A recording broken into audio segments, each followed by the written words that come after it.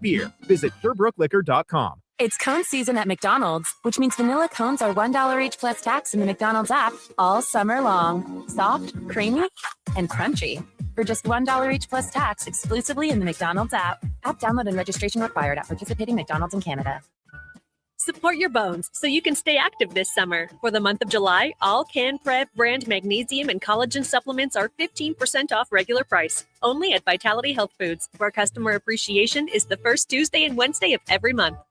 Tired of the rough ride? Alberta used to be a leader in highway planning and construction, but years of neglect and cuts to maintenance are showing. You can see it, and your vehicle is feeling it. Infrastructure can last for years with a little TLC, but when repairs are deferred, minor issues become major reconstruction. We need action and a reliable capital plan. Contact your MLA and demand stable infrastructure funding. Find out how at fixourroads.com. A message from the Alberta Road Builders and Heavy Construction Association. School's almost out, and road trip season is just around the corner.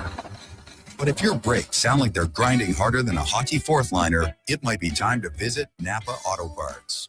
Napa has all the quality parts, tools, and know-how to help keep your vehicle running smoothly and road ready. With over 85 locations in Alberta, visit your local Napa store today or shop online at napacanada.com. That's Napa know-how. Your co-op grow team are your local experts because we live here too.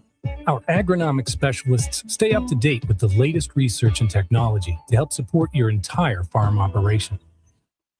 As your crops fill and mature, we're here to help you assess crop health, manage pre-harvest applications, and make informed decisions for a successful harvest. Co-op, we're all growing together. Here for your family. Talk to your co-op grow team today.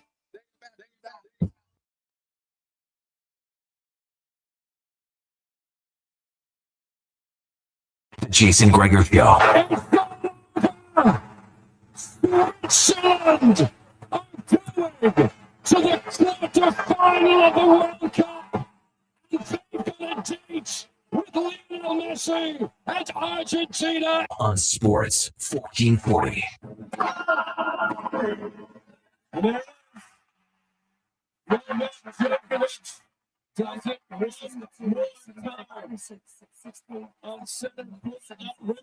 Presented by PlayAlberta.ca, Alberta's only regulated online gambling website. Guy that you're just trying to find, square up. Sideline drive, center field, carries over the wall. 300 for Shohei Ohtani.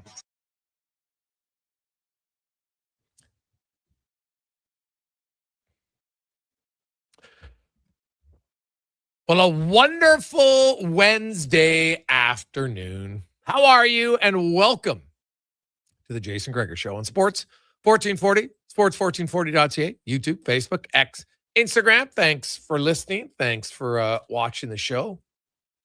It's always brought to you by PlayAlberta.ca, where it is your one-stop shop. Lottery, instance, live dealer, casino, and more, including sports and the Jason Gregor Show specials, which, of course, have a little Elks action, some MLB to get to. And if the Jays game, obviously it's already started, so you can't get in on it. But if you're picking the Jays to win, it's a good start. Jays put up a 5 spot, and the first inning isn't even over. Okamoto. Now, we were discussing in studio. You move Okamoto down in the order. He's your best hitter, your best home run hitter. He's got 20 home runs. They move him down to the 6th spot. It works because he hits a grand slam in the first inning. But I'm sorry, at some point, Vlad Guerrero cannot be hitting number 3. Like he is basically right now, like he's the only guy who didn't get it. Of the first 6 batters, he was the only one. And guess what? I'll give you a hint on what he did in his at-bat. A soft ground out. Because unfortunately, that's what he does right now. At some point, you got to move him down the lineup because it's hurting the team. You can't have that guy hitting that often into little soft infield outs because that's all he's been doing. But the Jays offense, after erupting last night, they continue where they left off with a 5-run first inning. So if you're a Jays fan, that's some good news. We got a loaded show for you today. Mike Rupp will join us, his last visit of the summer. Bill Lindsay will be by. We got Nick Olczyk We'll get to some stats of the day for you at 4 o'clock. Struddy will be by. Spec, also a guy who was announced today. He's going into the CFL Hall of Fame. And no real surprise here, but Charleston Hughes has been announced that he's going in. Well deserved. Also, Brandon Banks and Sean Millington going in. There are a few additional inductees yet to be unveiled. They kind of spread it out over time, but Charleston Hughes, he's going to join us on the show today. Was the most one of the most ferocious defensive linemen we've seen in a long time, and well deserving of his opportunity to get in. So that's great. 833-401-1440, 833-401-1440 is where you can text us. We got lots to talk about. Was down at the Elks today as they get set for tomorrow night, taking on the Ottawa Red Blacks. And no, guess what? We got a 4-pack of tickets to give you for the game tomorrow. We'll do that coming up a little bit later on. Actually, you know what? No, not later on. We'll do it right now. Why delay it? I know you're waiting. You want to go to the game tomorrow night? A 4-pack of seats. You can take the family. You can take a group of friends. Maybe a double date. Whatever floats your boat. 833-401-1440. But here, we'll do a little trivia. Not just put in your name. Make it a little bit easier. Or harder, I should say. Not just the name. We do the name lots. But today we'll do a little bit different for the stats. Okay? Right now, in the CFL, tell me where, and you can pick the number, 1 to 9. There's 9 teams, 9 starting quarterbacks. Where does Cody Fajardo rank in passing yards? 1 through 9. Which is his number? 1, 2, 3, 4, 5, 6, 7, 8, 9. Which one? 833-401-1440. Where does Cody Fajardo rank in passing yards amongst CFL quarterbacks right now? And so we'll do it. Anybody who gets the correct answer, we'll give you 3 minutes. You'll go and put your name in. Make sure when you text in, you give the answer and then include your name. All right. 833-401-1440. The Elks, 2 roster changes, nothing major due to, and these are basically just for injury purposes for the Elks. They want a little bit more depth in the linebacking core because their linebacking core has been decimated by injuries. So they're going to bring in Jaden Pearson as well as Tyson Brady will draw in, and Justin Pace, who's out. Now, he's only going to be out this week. He should be ready to return next week, so it's not a serious injury. And they also take out Ladarius Tennyson just because they need some bigger bodies on special teams. So those are the only 2 roster changes for the green and gold. Basically, nothing major in that game. And considering how many key injuries they've had, anytime you can get out of it unscathed, that's good.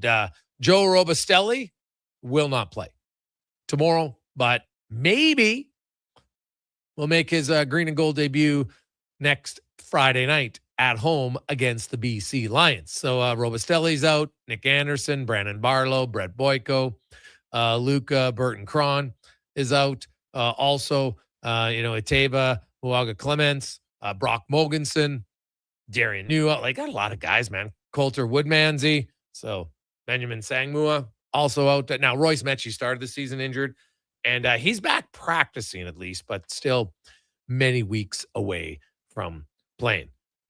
Deck, what are you expecting from the Elks in as they look for a bounce back game tomorrow? Yeah, well, I think one thing with that BC loss is BC, despite being 0-3, they were a team that certainly had ways to beat you. They're very creative. Nathan Rourke is obviously an elite level quarterback. They have a game record on defense, and I love James Butler. Ottawa doesn't really have that. Not only have you beaten Ottawa once, and I know the final score, it was a 1-possession game, but Ottawa does things very simply, and quite bluntly, their roster just isn't as good as the Elks. Like, they're just not. One team's going to be that way every year. This year, it's evidence to be Ottawa. We see that in their record this year. So I think with Ottawa, it's first of all, you can't lose to a winless team twice, 2 weeks in a row. But second, there is so much more of a formula out there to beat Ottawa. And Ryan Dinwiddie, very, very good coach, well-credentialed guy, champion, all that. But they are the poster, and I mean this with no disrespect to Ottawa, they are the poster children this year for teams that when you're coming off a tough loss like that at home, it is a bounce back game. And that's what I expect from the Elks. I look at them, man, it was interesting. They're angry and good. That means their expectations are higher than they've been in previous years. Mark Killam even walking up to the press conference. I won't name the coach, but there used to be a coach whose press conferences were how should we say, rather short and curt and grumpy at times. Not now. He wasn't a former coach for the Elks, but in the CFL. And as Killam's walking up, he goes, "I'm going to do my blank impression today." He was just goes, "I don't even know why. I'm just, he's grumpy." And then he was actually pretty fine. But so we'll play Coach Killam today. But there's a different level of expectations inside the organization that I haven't seen in a long, long time. And it's a welcome change. Let's call a spade a spade. It's long overdue. There's some years when you're just trying to hold on. And then there's other years where you say, you know what, we got to be a better organization. And so they weren't good enough. They got out physical on both lines of scrimmage.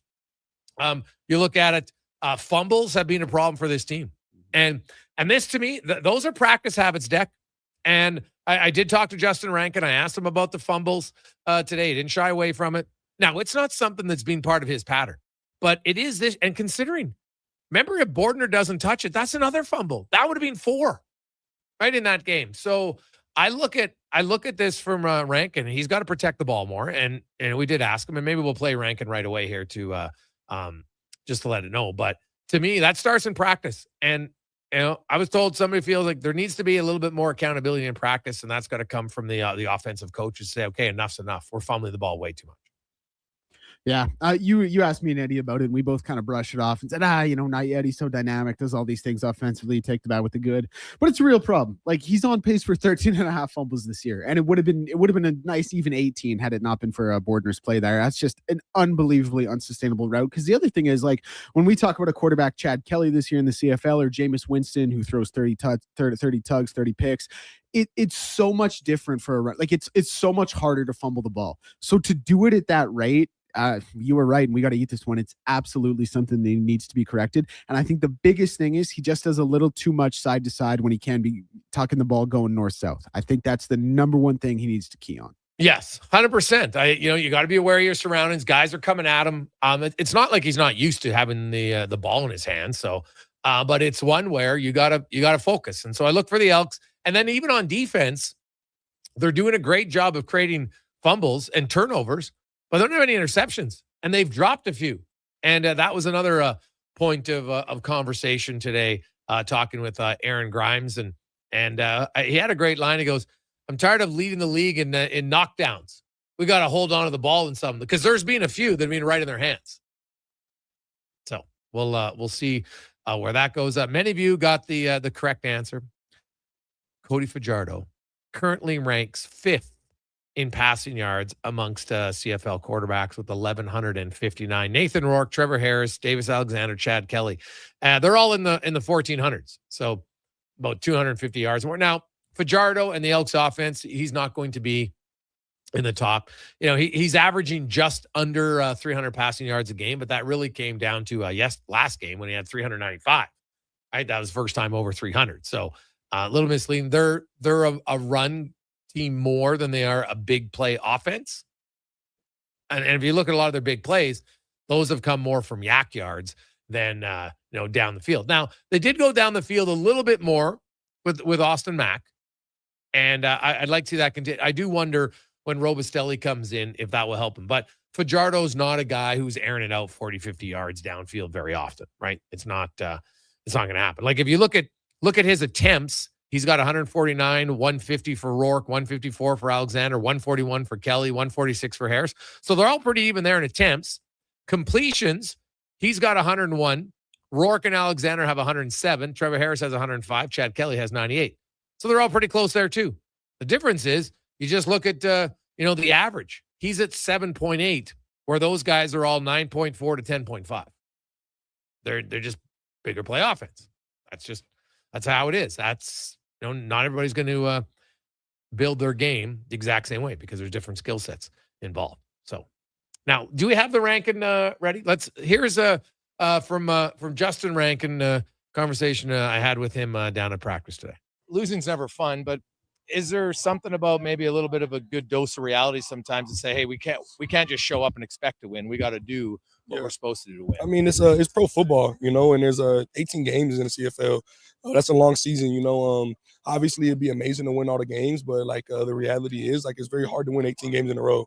So obviously there's some disappointment, right? Especially to a game where, we truly believe that we should have won.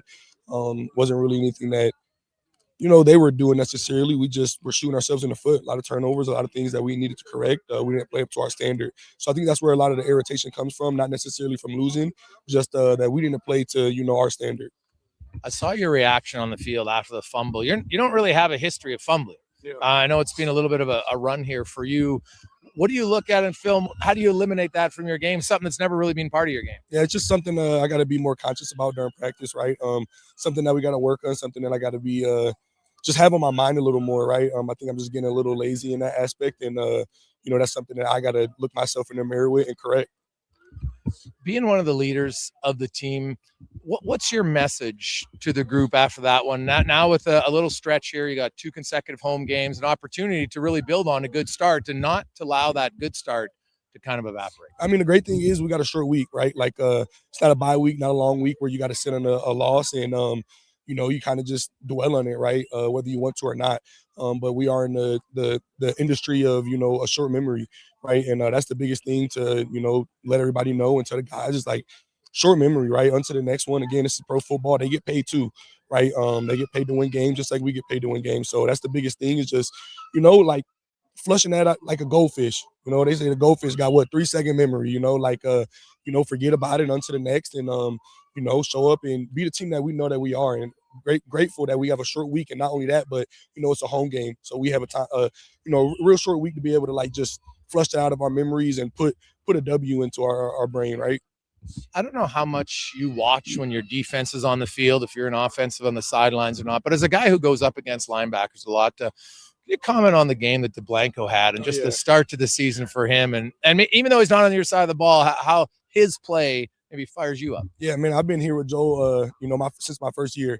So to be able to see his progression and his growth just throughout his career is amazing, and the work he puts in, the dedication that he has to this game and commitment that he has to the team. I mean, there's no coincidence, it's no surprise to me that he's playing the way that he's playing, that he's having the season that he's having. So, everybody's kind of a little shocked by it. It's something that I've been seeing coming from a long time. So, I'm proud of him, man. It's amazing to see.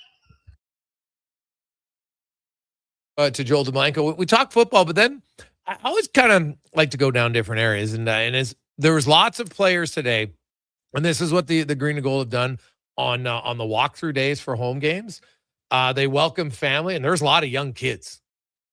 Right, Austin Mack has two little girls. His wife is she's going to be due here very soon, and there was lots of other kids around. Joel DeBlanco has a young 4-year-old son. And I was actually holding him during the interview, which was pretty cute. But his wife was there. And, it was just interesting because I've talked to lots of different players over years. And when you go home at night, lots of guys are watching film. And some wives are like, man, whatever. But others are like, well, I'm going to watch film with you and really learn. And so an interesting conversation with Joel about his wife and where, how intently she watches film. It's unique from couple to couple. There's no doubt about that. 833-401-1440. Congratulations, Ken. You were the winner. We had multiple people knowing that Cody Fajardo was 5th, and we did the old spinorama, and Ken has won. So, Ken, check your checks. We'll get your we like to double check if it's the right email, and away we go. And you will be going. You got a 4-pack of tickets to tomorrow night, the Elks against the Ottawa Redhawks. Right now, they're calling for maybe some showers early in the morning, but by evening should be fine. Elks need some decent weather, and I think you get a win next Friday. Easily is going to be their biggest crowd of the year. You get a good night on a Friday night And then if you look at their games later into July and into August, you got those Saturdays, 2:00, 5:00 starts. Those the last few years have been pretty good draws, and that's when the team wasn't good. Now the team's good. I would expect, I'll say it, in the month of August or September, you're going to see a sellout in the lower bowl for sure this year at Commonwealth. Take a quick break. Mike Rupp joins us next on The Gregor Show, presented by PlayAlberta.ca. Say hello to Alberta's home for reeling and dealing. With Play Alberta, you can spin into the excitement of popular slots like Cash Eruption and Desert Fantasy.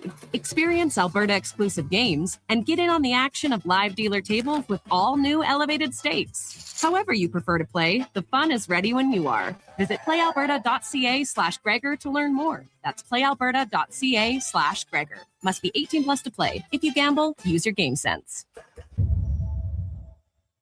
Don't let equipment failure stop you cold. At AWS Welding in Nisku, our factory-trained service techs are on hand for all welding equipment repairs. We're a fully warranted center for Miller, Lincoln, and ESAB. And we service all makes and models. Proper, regular service extends the life of your gear and keeps it running at peak capacity. Don't wait for a breakdown. Book your service appointment today at 780-979-0470. AWS Welding. We make it happen.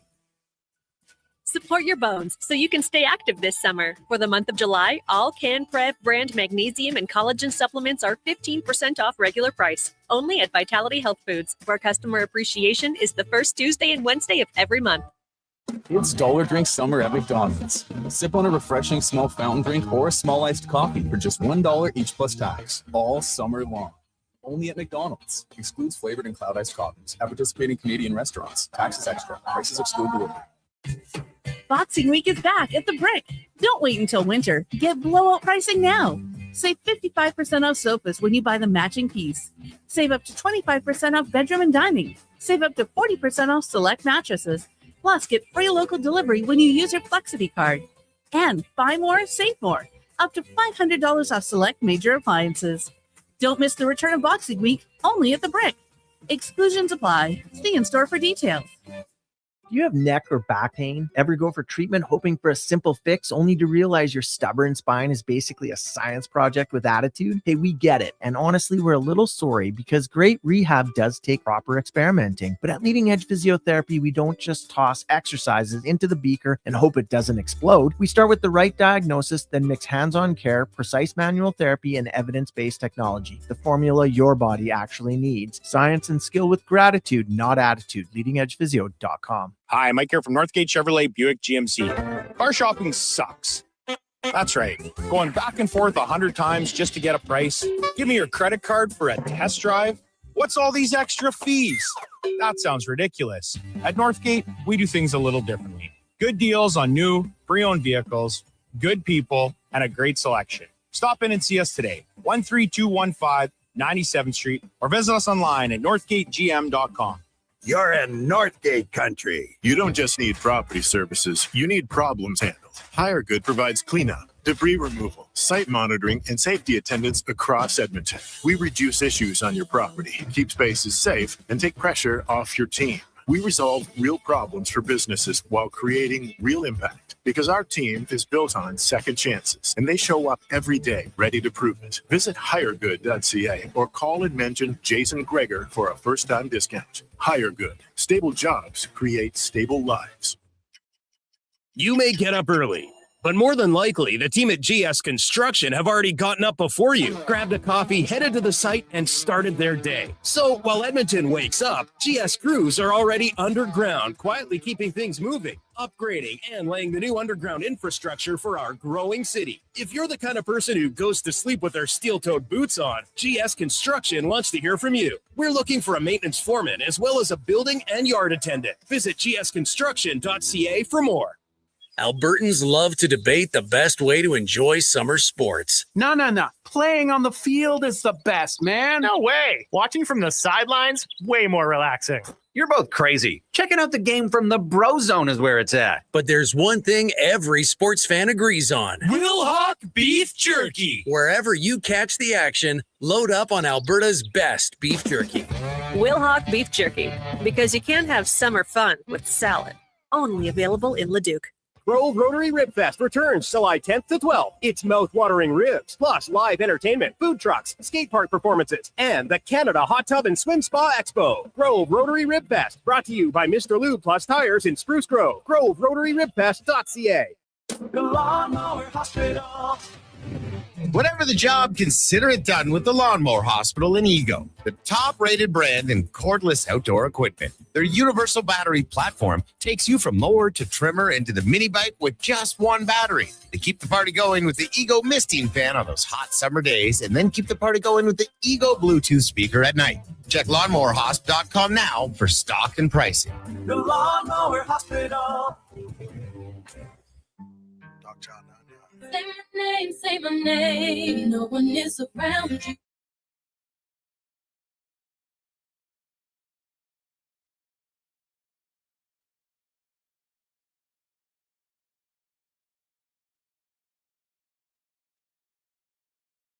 The easy stuff was just kind of like best of the rest. Portions of this hour brought to you by Ewell. Helping you finish their electrical project is their goal. From pod lights to electrical panels, the gear you need is at ewell.ca or in person at one of their Edmonton area locations. Ewell.ca, your partners in power. Look good, feel good, play good. It's the Jason Gregor Show. Thanks for listening to Sports 1440. Presented by PlayAlberta.ca, Alberta's only regulated online gambling website. 2:23, welcome back. Wednesday afternoon. Hope you're having a lovely day. It's a Gregor Show, as always, brought to you by PlayAlberta.ca and the OG of lotteries. On 649 tonight, $26 million gold ball jackpot and the classic $5 million jackpot. Get your tickets at PlayAlberta.ca. No one won last night. Lotto Max. Friday's draw is now up to $25 million. So there you go. 833-401-1440. 833-401-1440. We got lots more to get to in the sports world. On the Oilers, I think it's quieted down. Now we are waiting. The announcement should be coming down soon on no, I didn't miss it. I haven't seen the Barrett Hayton announcement from Utah. Are they going to match? Oh no, it was matched. There we go. They've matched. No surprise. There we go. Just looked it up. They matched Barrett Hayton. I don't think anybody's surprised by that. It was a decent wager by New Jersey, but probably not aggressive enough if you want to get him. Right now, that's always the goal, but it did make him think. And now Ottawa, with him on their roster, Utah, with him on their roster. Now they still have $4.5 million in cap space. They've got 14 forwards, 7 defense, and 2 goalies. So they got a lot of cap space. Like they do have Oliver Ekman-Larsson on about because what do they have him on the buyout charge still from back? Because remember they did inherit the Arizona franchise, so he's got like only $650K, and then he's got 4 more years after this of $290K, which is, it's like a bonus overage is really what it is. So Utah, I saw a lot of people saying, oh, they're in a real tight spot, but they're really not in that tight of a spot. So now their forward group, Logan Cooley, Nick Schmaltz, Clayton Keller, Dylan Guenther, Vincent Trocheck, Anders Lee is probably their top 6. It's not a bad top 6. I really like Logan Cooley a lot. Guenther, Keller, they got some skill for sure. Then, so you got Schmaltz and Keller, Guenther, and Anders Lee as their wingers, Trocheck and Cooley as the centers. Then you go to their third line, and it's likely Barrett Hayton, Lawson Krause, Jack McBain. Their fourth line, Kevin Stenlin's the fourth line center. You got Brandon Tanev, Michael Cartzone, Kyler Yamamoto. Like they got, and Kyler Yamamoto had a really good year last year in limited minutes. But when you bring in Anders Lee and you bring in Vincent Trocheck, it's he's getting pushed down the lineup. That's just a reality of the situation for him. Now let's go around to the NHL, brought to you by McDonald's. It's cone season at McDonald's. Vanilla cones are only $1 plus tax all summer long, exclusively in the McDonald's app. Download it today, and you can get dollar cones all summer at McDonald's. As Mike Rupp joins us for his final appearance of the summer from NHL Network Stanley Cup winner, Game 7 hero. Rupper, how you doing? What's up? How you doing? Good. Well, you got through the 4th of July. No fireworks injuries. No, very responsible. I think I'm getting older and more mature, so everything was very under control. But we had a great 4th here, and just kind of buckling for the summertime. I got past most of the stuff from free agency, so in this hockey world how it goes. Gets a little bit quiet here for a little while. Yeah. No surprise. I thought Utah was going to match because even by matching Barrett Hayton, and I know it can potentially walk him to free agency, which is what the strategy was here for New Jersey. He gets a 1-year deal at $4.775 million. Like if I'm Barrett Hayton, I'm pretty happy. I get to stay in the team that I'm at, and I don't think there's any ill will. It's business.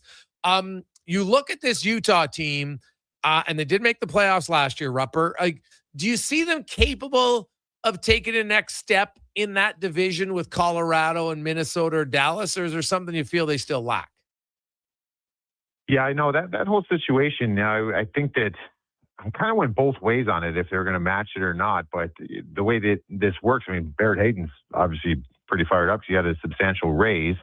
He was able to get this contract done for the year. But, I kind of was jumped into it and did a little research where I'm like, well, what stops them from just, all right, you got a 1-year deal now, because that's what the offer sheet was. And can't you just then in turn sign an extension? He obviously can do that, I think, January 1st. So who knows if at that time when he's eligible for an extension makes this even longer.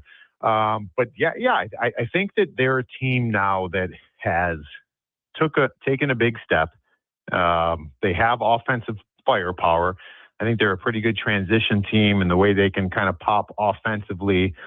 But now they've got some more depth pieces that you were just talking about. Some of the ads that they've made with Lee and Trocheck, and then even this offer sheet matching for Hayton. Like, they're not giving away that depth. And I just think that tells you a lot about a team when they're going to have genuine competition for ice time and opportunities. And I think that's a really healthy thing. So is the gap narrowing between them and the Dallas Stars or Minnesota Wild, Colorado Avalanche? Yeah, I think it is. Now, I don't think it's all that close to some of those other teams per se, but it's gotten closer, and almost in some regard, the way that Minnesota got closer to those teams, and obviously had a big, a big win in the playoffs as well. So they're getting better. I think that's all you can ask for, and they're a pretty deep roster as we stand today. We are a few days away from the Ducks and the Flyers, and there's all sorts of, they're not going to match. They are going to match. Oh, now Carlson's not happy in Anaheim. You're going to hear lots of different things. So there's match, don't match, or trade, part of it. What do you think happens here on Friday? I personally don't think they have any choice but to match. Like, I don't know, unless there was like some cockamamie idea of like, hey, let's take the 4 picks. I know a lot of people have said, well, who's stopping them from turning around and offer sheeting, Connor Bedard or just doing something crazy in that nature. I just think that they're a team that's up and coming, and he's a budding star in Leo Carlsson. I think you have to match it. Now, what does that mean for the team moving forward? It kind of screws up a lot of what Pat Verbeek's been trying to get going. Is they've been a hard negotiating team. They've tried to set the standard where we've seen teams in the past. I think the Boston Bruins are a good example of that. Kind of prior, the Pasternak big deal and the McAvoy big deal. You remember when Bergeron, I feel like it was like Bergeron, Krejci, Marchand, they're all like at $6 million, where their market value was probably like, quite a bit higher than that. And they did a good job of kind of keeping it. Well, we've got these guys at this, so you're never going to be able to push up. And that helped Boston. I think Anaheim was trying to get that going in the same vein. This kind of blows that up. So I don't know. Like, now all of a sudden you're sitting here. I mean, you had a guy in your roster in Cutter Gauthier that had 40-some goals last year. He's your best goal scorer. Like, I'm not saying he's going to sit there and be like, well, he's getting 18. I mean, the circumstances are a little different, but there's going to be a big ask. You don't have that leverage now of being a hard-nosed negotiating team where, hey, this is the bar and everyone's going to fall in accordingly. That's been messed up now. Yes. Well, no question about it. Like even the Minchikov deal, like that one to me is 100%. It's kind of blowing it out of the water. I'm like, I had 22 points. It's getting $7.2 million. Like, come on. I don't really. Now, the one thing I'll say about Minchikov, I think he's a good defenseman. I think he's a little bit overrated. I think I need to see a little bit more. Even the way that he's played on a team where this year they had a pretty good year in Anaheim. He kind of fell in that depth chart as the season went on. You know what I mean? So like that was another guy where they're almost forced, because he was the other one that was offer sheet eligible. So it almost like forces them to pay him more now. So you kind of got this thing snowballing in the wrong direction here for the Anaheim Ducks. Yes, I would agree. Mike Rupp joins us here on Sports 1440. So let's say you're the Flyers and you don't get him. I don't see them offer sheeting Connor Bedard here. So now you look and you're going to sign Zegras and you're going to sign Drysdale, most likely. What do you think? They just look to make a trade? Kind of what's next for them, or is this their big swing and they'll just kind of have to play it out and wait till next summer maybe to try again? Yeah, I mean, I think that the Flyers have been pretty clear now that they are going to be, whatever you want to call it, big game hunting. They're going to be fishing for the big one. It's going to continue. So, next summer they could be up and at it again, but I think they're going to be looking. The one thing with the Flyers, they took a step as well. And when you're talking about, some of these players that they have on roster, at this stage, we don't know if they have a star yet. They have a lot of really good players, some good young players. Some things are falling into place, but they don't have a star. I think until they kind of get that, they're going to continue to look for that. Can they get it via offer sheet? Can they get it via an aggressive trade? That's going to be something I think the Flyers have the appetite for. So I think this was a swing. If it doesn't work, then they'll go back to the drawing board, but they're going to keep swinging. Okay. Yeah, well, and they probably should. I think they're going to be aggressive, no question about it. They'll probably want to take care of their own guys at reasonable numbers. Like I look at Zegras, he had a good year, and I don't know if the offer sheet can't be used as a comparable in arbitration or even in any sort of negotiation. But I just wonder if the agents of the Flyers say, "Hey, wait a second, you guys are willing to pay this guy $18 million? My guy might get another, maybe all of a sudden he's worth $1 million more than we thought last week." Yeah, that's an interesting point. I mean, just these. I think we used this example.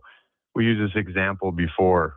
I'm thinking back earlier in the season where remember when we were talking about watching the court shows and we're just like, you're supposed to, disregard things that are said in court. Yeah. And it's kind of the same thing. Like, yeah, in arbitration, it's probably not taken into account that, hey, they offer sheeted this guy is willing to pay him that. And, my clients, got this amount of points and we feel his value's here. Like they're not going to, but it's out there. It's known. The player knows it. The players on that roster know it. You're willing to spend. It wasn't like, we're running this tight ship and that's the way this organization is. They showed that they're willing to splurge. So I think that every agent that would represent any player is going to be like, yeah, I mean, we're going to ask for more. That bought us some more rope as far as what our asking price is. So I think that would be the ask. Now, if they get it, we'll see. That's up to the Flyers. Yeah.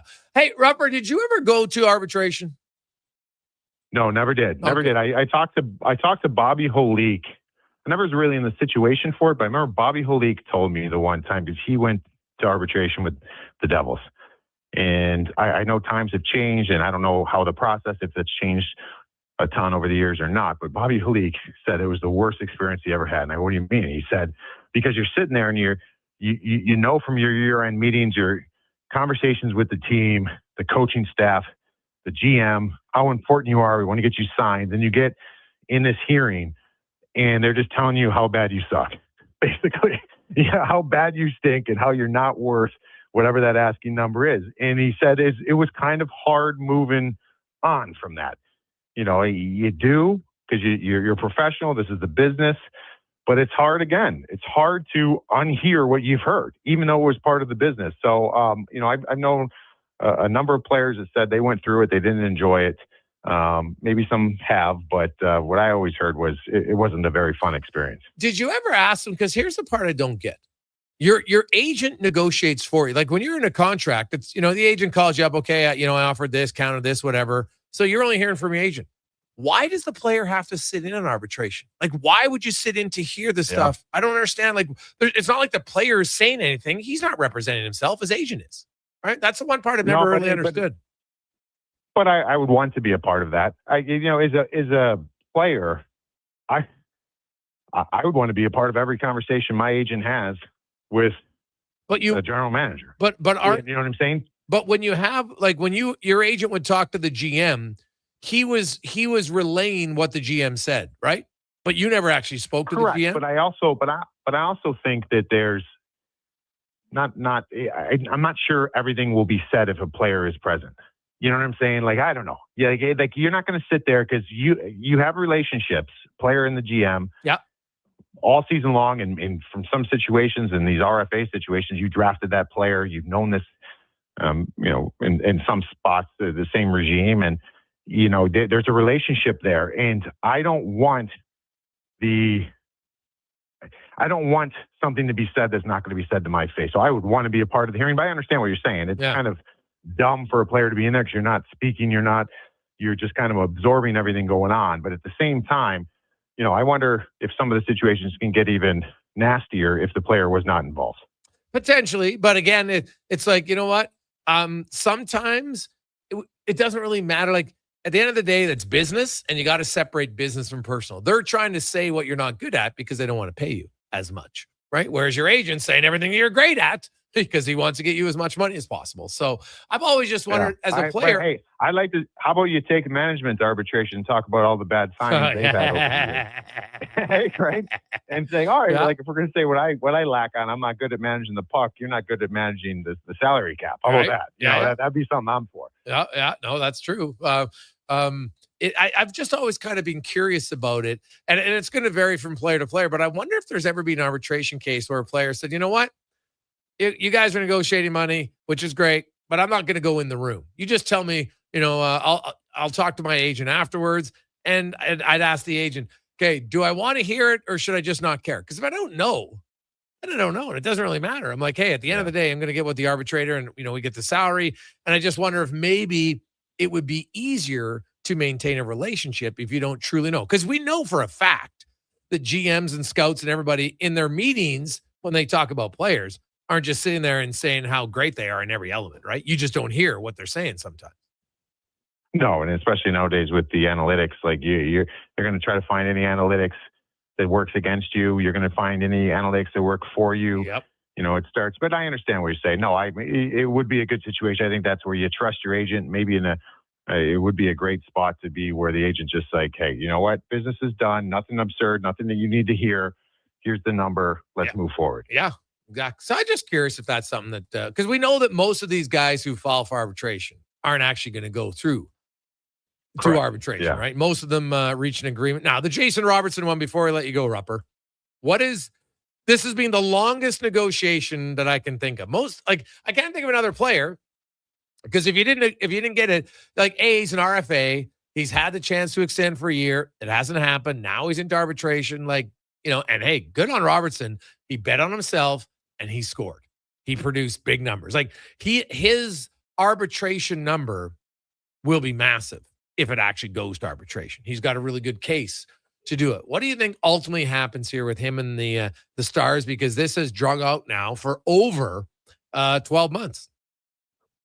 Yeah, I don't know. I mean, because I agree with you. I think the arbitration number is going to be good. It's going to be big.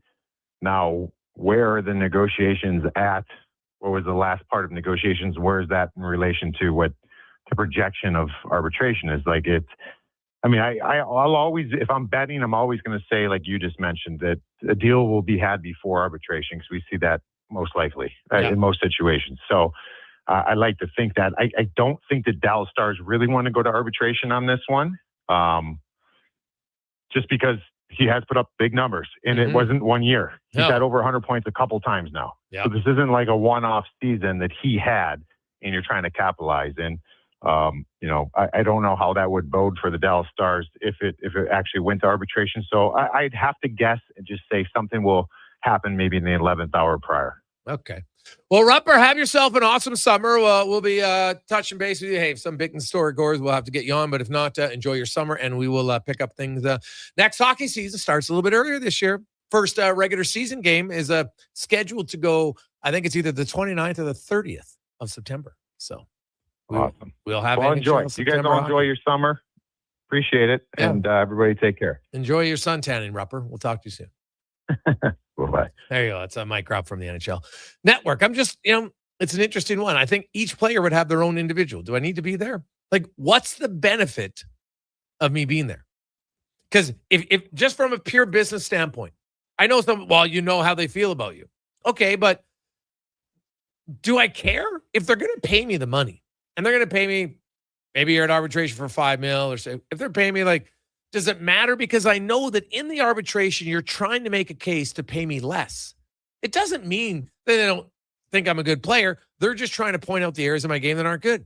It's business. It's not personal. So honestly, for me, I'd probably tell my clients, you know what? I don't see the benefit of you being here. We've got our case. You know what we're saying. They're going to counter. They'll probably have, and in arbitration, you can say what the player doesn't like, but then you still have to provide 3 examples usually of comparable contracts, right? UFAs aren't comparable. So you find that. And I've seen actual arbitration, like not all the words that they said, but what the team presented and what the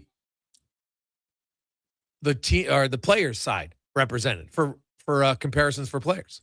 And they go through it. Okay, this guy has this many points. If he's a defenseman, it's time on ice, right? Time on ice is a big one for D-men in arbitration.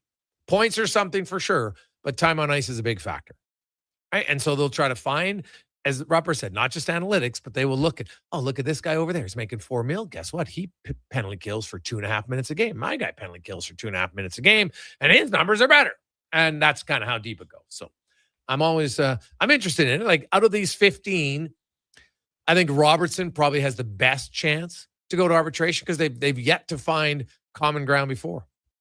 So we'll see. Take a quick break. We'll return and we'll talk about more changes. And is there enough room for the new faces in one certain organization? Sometimes it's too much. We'll find out next on the Gregor Show, presented by PlayAlberta.ca. Scott McGilvery here, HGTV host and renovation expert. The one upgrade I know homeowners will love: better, fresher Culligan water straight from the tap. Culligan's Aquessential reverse osmosis filtration system takes your water to the next level. With up to 7 stages of filtration and 14 filter options, they're certified to reduce over 90 contaminants. Your tap water is about to get a major upgrade. Safer water that tastes great. Get started with a free in-home water test at Culligan.com. Culligan, water you love.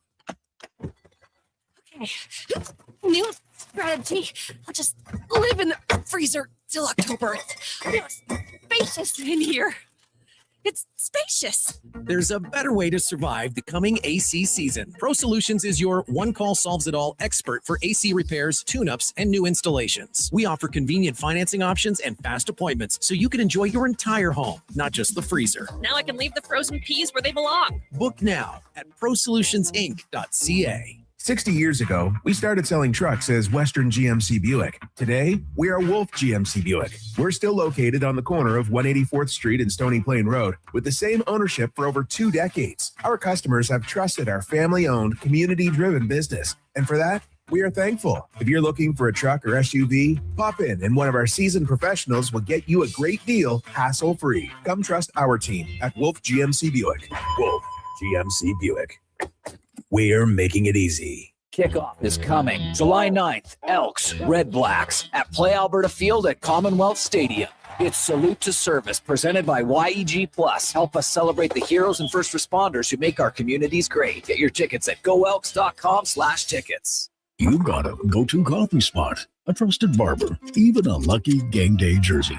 But when it's about looking your absolute best, there's only one name you need. Mr. Dirk. Family run since 1939. We're experts in crafting impeccable tailor-made suits and offering a wide variety of everyday styles. Pair that with personalized one-on-one fittings and the convenience of on-site tailoring. Mr. Dirk elevates your style game. Visit our Edmonton store or explore MrDirk.com. Score big on style with Mr. Dirk. Are you a skilled laborer? All-Star Construction wants to talk to you. A heavy equipment operator with track hoe or backhoe experience? All-Star Construction wants to talk to you, too. With work in and around Edmonton for local land developers, All-Star Construction offers year-round employment. Whether it's power, gas, or telecom, developers rely on All-Star Construction to get the job done. So if you're a skilled laborer or a heavy equipment operator with track hoe or backhoe experience searching for work, search All-Star Construction on Indeed.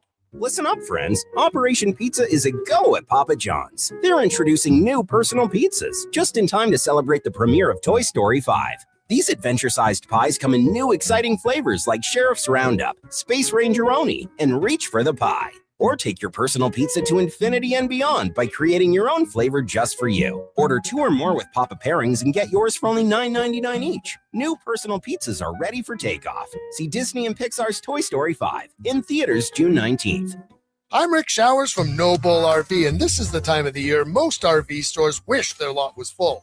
At the new RV stores, product is trickling in, mostly just for taking orders. But having an RV on order doesn't mean much when the weather's great for camping today. No Bull has hundreds of quality used RVs on the lot now. Right, Rick? That's right, Bob. Walk into No Bull RV today and you could be in the great outdoors next weekend. No waiting, no hoping it'll be here by summer, just the perfect used trailer, motorhome, fifth wheel, or toy hauler that you need. And every RV at No Bull is one of a kind. Every family is one of a kind too, Bob.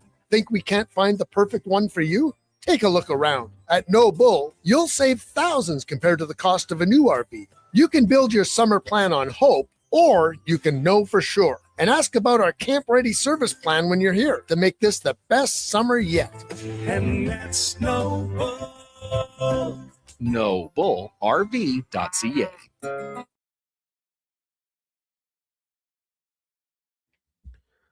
Portions of this hour brought to you by Sherbrooke Liquor, the best place for wine, cocktails, and beers from all over the world. Also, a variety of excellent non-alcoholic options. See more at SherbrookeLiquor.com. From puck drop to kickoff, it's the Jason Gregor Show on Sports 1440. Presented by PlayAlberta.ca, Alberta's only regulated online gambling website.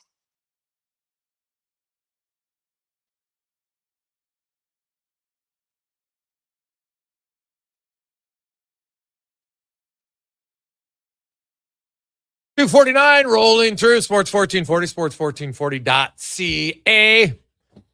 Jay's leading 5 Cobb through 4 innings. Dylan Cease on the mound for the Jays. He's killing it 6 Ks already through 4 innings. So, and he had to give up a hit. I don't even think they barely got good contact. The one, I guess, fly ball to center field wasn't bad, but that's about it. Let's go in the room, brought to you by Action Electrical, the most diversified electrical contractor in Alberta with 4 divisions, project, service, testing, and solar for both commercial and residential. ActionElectrical.net, as we are joined by a longtime analyst for the Florida Panthers. Bill Lindsay joins us. Bill, welcome back to the show, man. How you doing? Yeah, Jason, everything's good. How is it up there in Edmonton? Having a good time? It's hot here, actually. It's very, very hot. So, it's probably nice up there, but we're getting out towards Montana here in a little bit. So looking forward to coming west. Well, that'll be nice. No, it's been a very rainy June, record-breaking, most rain ever in June. But we've had 3 days of sun, so we'll take it. So hopefully the rain stays away here for a little bit. Been a busy offseason for the Panthers. Of course, they make the big Brady Tkachuk trade. They've also, re-signed Eetu Luostarinen into a long-term deal that bring in Garnet Hathaway, as well as Lars Ehler, just some depth guys. But they changed both their goaltenders as Jacob Markstrom now and Akira Schmid in goal for Florida. How do you rank Markstrom for Bobrovsky? Because goalie Bob in the playoffs his numbers were much different in the regular season. So how big of a blow do you think that is, losing Bobrovsky? It's partially, but you have to understand that 38 years old for Bobrovsky is they were with him every day, were the Panther staff and the goaltending department, and they got to see it firsthand. So was it a decline, or did he still have the ability and just have an off season because of the way that the Panthers were structured with the injuries, and he got pelted with shots and it was just an off year? What do you kind of label that to? And the money, what's he coming from? What's his agent want? And can it fit into that space? So they decided to move on from that. It does leave question marks about what's going to happen with Markstrom, but Panthers and the goaltending coach, Rob Tallis, he's been here. He worked with Markstrom when he was drafted for us. So our goaltending coach does understand Markstrom. I'm sure that was part of the solution coming here. And Akira Schmid into the backup role, they feel that should be fine. But if you look, Jason, at the four or five goalies that were, you got Dobish and you got Hart and you got Anderson, Bussey, Wedgwood. Those five. Like you wouldn't say, okay, well, those are my Stanley Cup winning goaltenders. Especially they went Anderson and Bussey with Carolina. If you have a good team and a structured team, yep, Markstrom's good enough to do it. So yeah, Bob and the great numbers.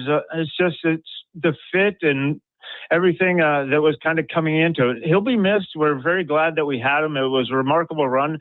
I just firmly believe that Bill Zito and this team feel that they can get it done with Markstrom and Schmid in that.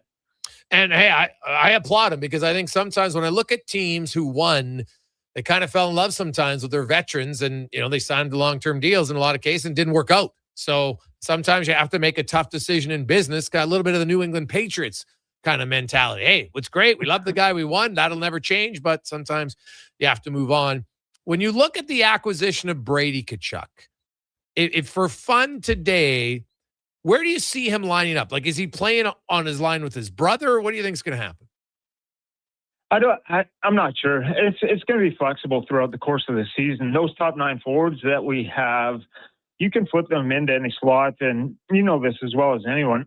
I'll do my homework for the opening day, and I'll write down the lines on opening day. And 20 games later, I've probably seen 15 different combinations of those lines that I had. And then once you get into game 82, you've seen every combination possible. The majority of the time, I would think that they would start and give it a try to see what the brothers look like together. And they'll tempo it out. Paul Maurice is smart enough, definitely at the start of the year, to try different schemes and different positionings with players than to see what kind of fits. Like, they understand that Barkov and Reinhart fit really well together. Who's under that wing? But beyond that, I really feel that our top 9 that you can put into any kind of order, and you'll have success. And that's why bringing Brady Tkachuk on, they do the analytics and the homework. It passes through our scouts. It goes into all kinds of different decision making before they eventually pull a trigger on the guy. Does he fit in the room? All that kind of stuff. And the answer on Brady, like all the guys we acquire, was yes. And so number one is, does he fit the system? Dump, chase, hard to play against, get the puck back? Yes. So is it going to be a good fit in the locker room? I imagine with his brother and leadership, that's also going to be another thing that's a plus. So beside the hockey and everything that they dig into, this Panther team, it's not just, Brady Tkachuk's out there, he's available, let's go get him.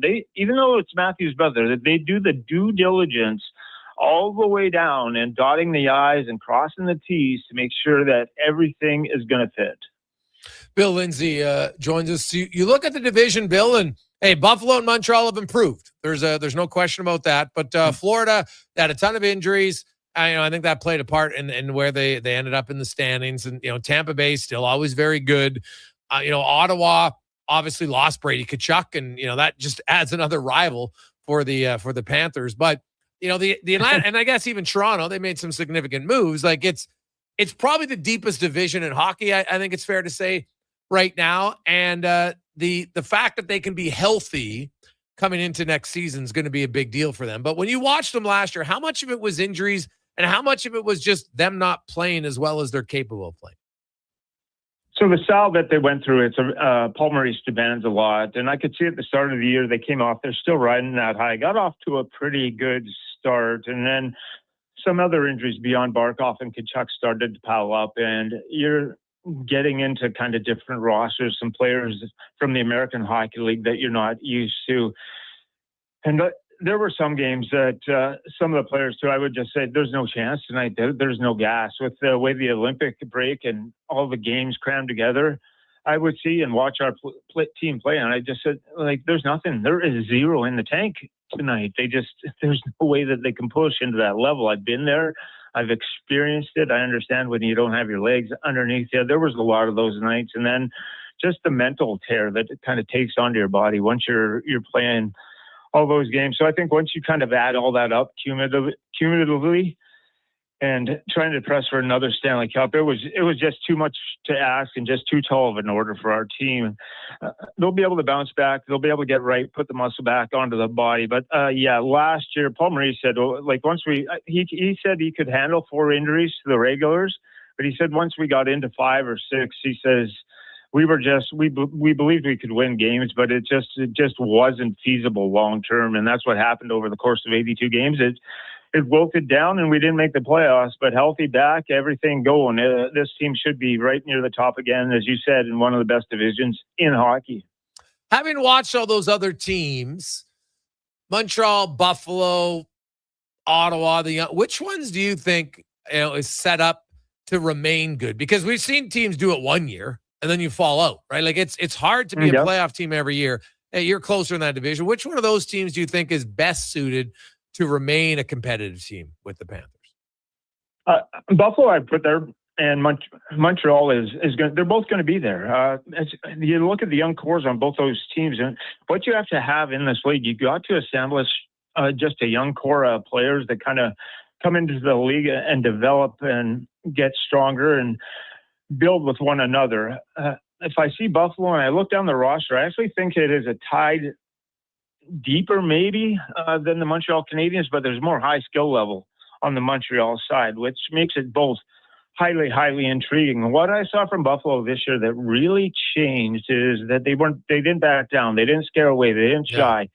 Like Benson, Benson was a player. I always thought, okay, well, he's just another one of those middle of the road small guys that kind of get in there, but what you can do. But when I saw him playing in the playoffs with that ferocity and that intensity, I was like, yeah, that's a little different Benson than I knew, or even a Quinn or some of those other players that they threw onto that ice. That they were playing and competing, and they had a grind to their game, and like Montreal was just more electric. It's just when you watch the Canadians and you watch them play, like I mentioned about the goaltending, to get as far as they did with Montembeault just out of the pitcher and get it done, as Dobis kind of just being the guy that you had to ride, and Dobis was able to do it. They got better defensively, still a lot offensively. Buffalo is more well-rounded on the defensive side of the puck when I watch them play in person. It's more detailed. It's a little bit more free-flowing in Montreal under Marty St. Louis. So I think to reach the ultimate goal, they might have to tighten up that ship defensively.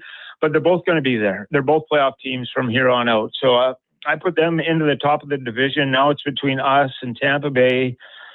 That you're starting to figure in Ottawa to fill out the roles in Toronto. Everyone else, where do you finish? So I feel that we're kind of into that, and Tampa Bay, and who knows who's next down that road. It's just going to be a juggernaut of a division, and that's why the Panthers prepped like they did. But I at this point, just seems like Montreal and Buffalo are there to stay near the top and just keep.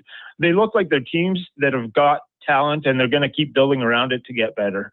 Bill Lindsay joins us, analyst for the Florida Panthers. And Bill, we know the Panthers and Tampa Bay have an unreal rivalry. It's very heated, which is awesome. Like I think rivalries are great in sports. I'd like to see more of them. And I think Ottawa and Florida is automatically, I don't know if it'll maintain it. Ottawa doesn't necessarily have a team that's really built for it.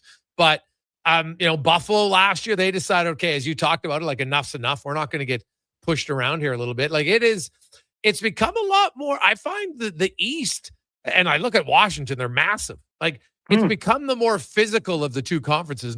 I don't even think it's close right now. Yeah, I would agree on that. It's the skill level. It's a different game.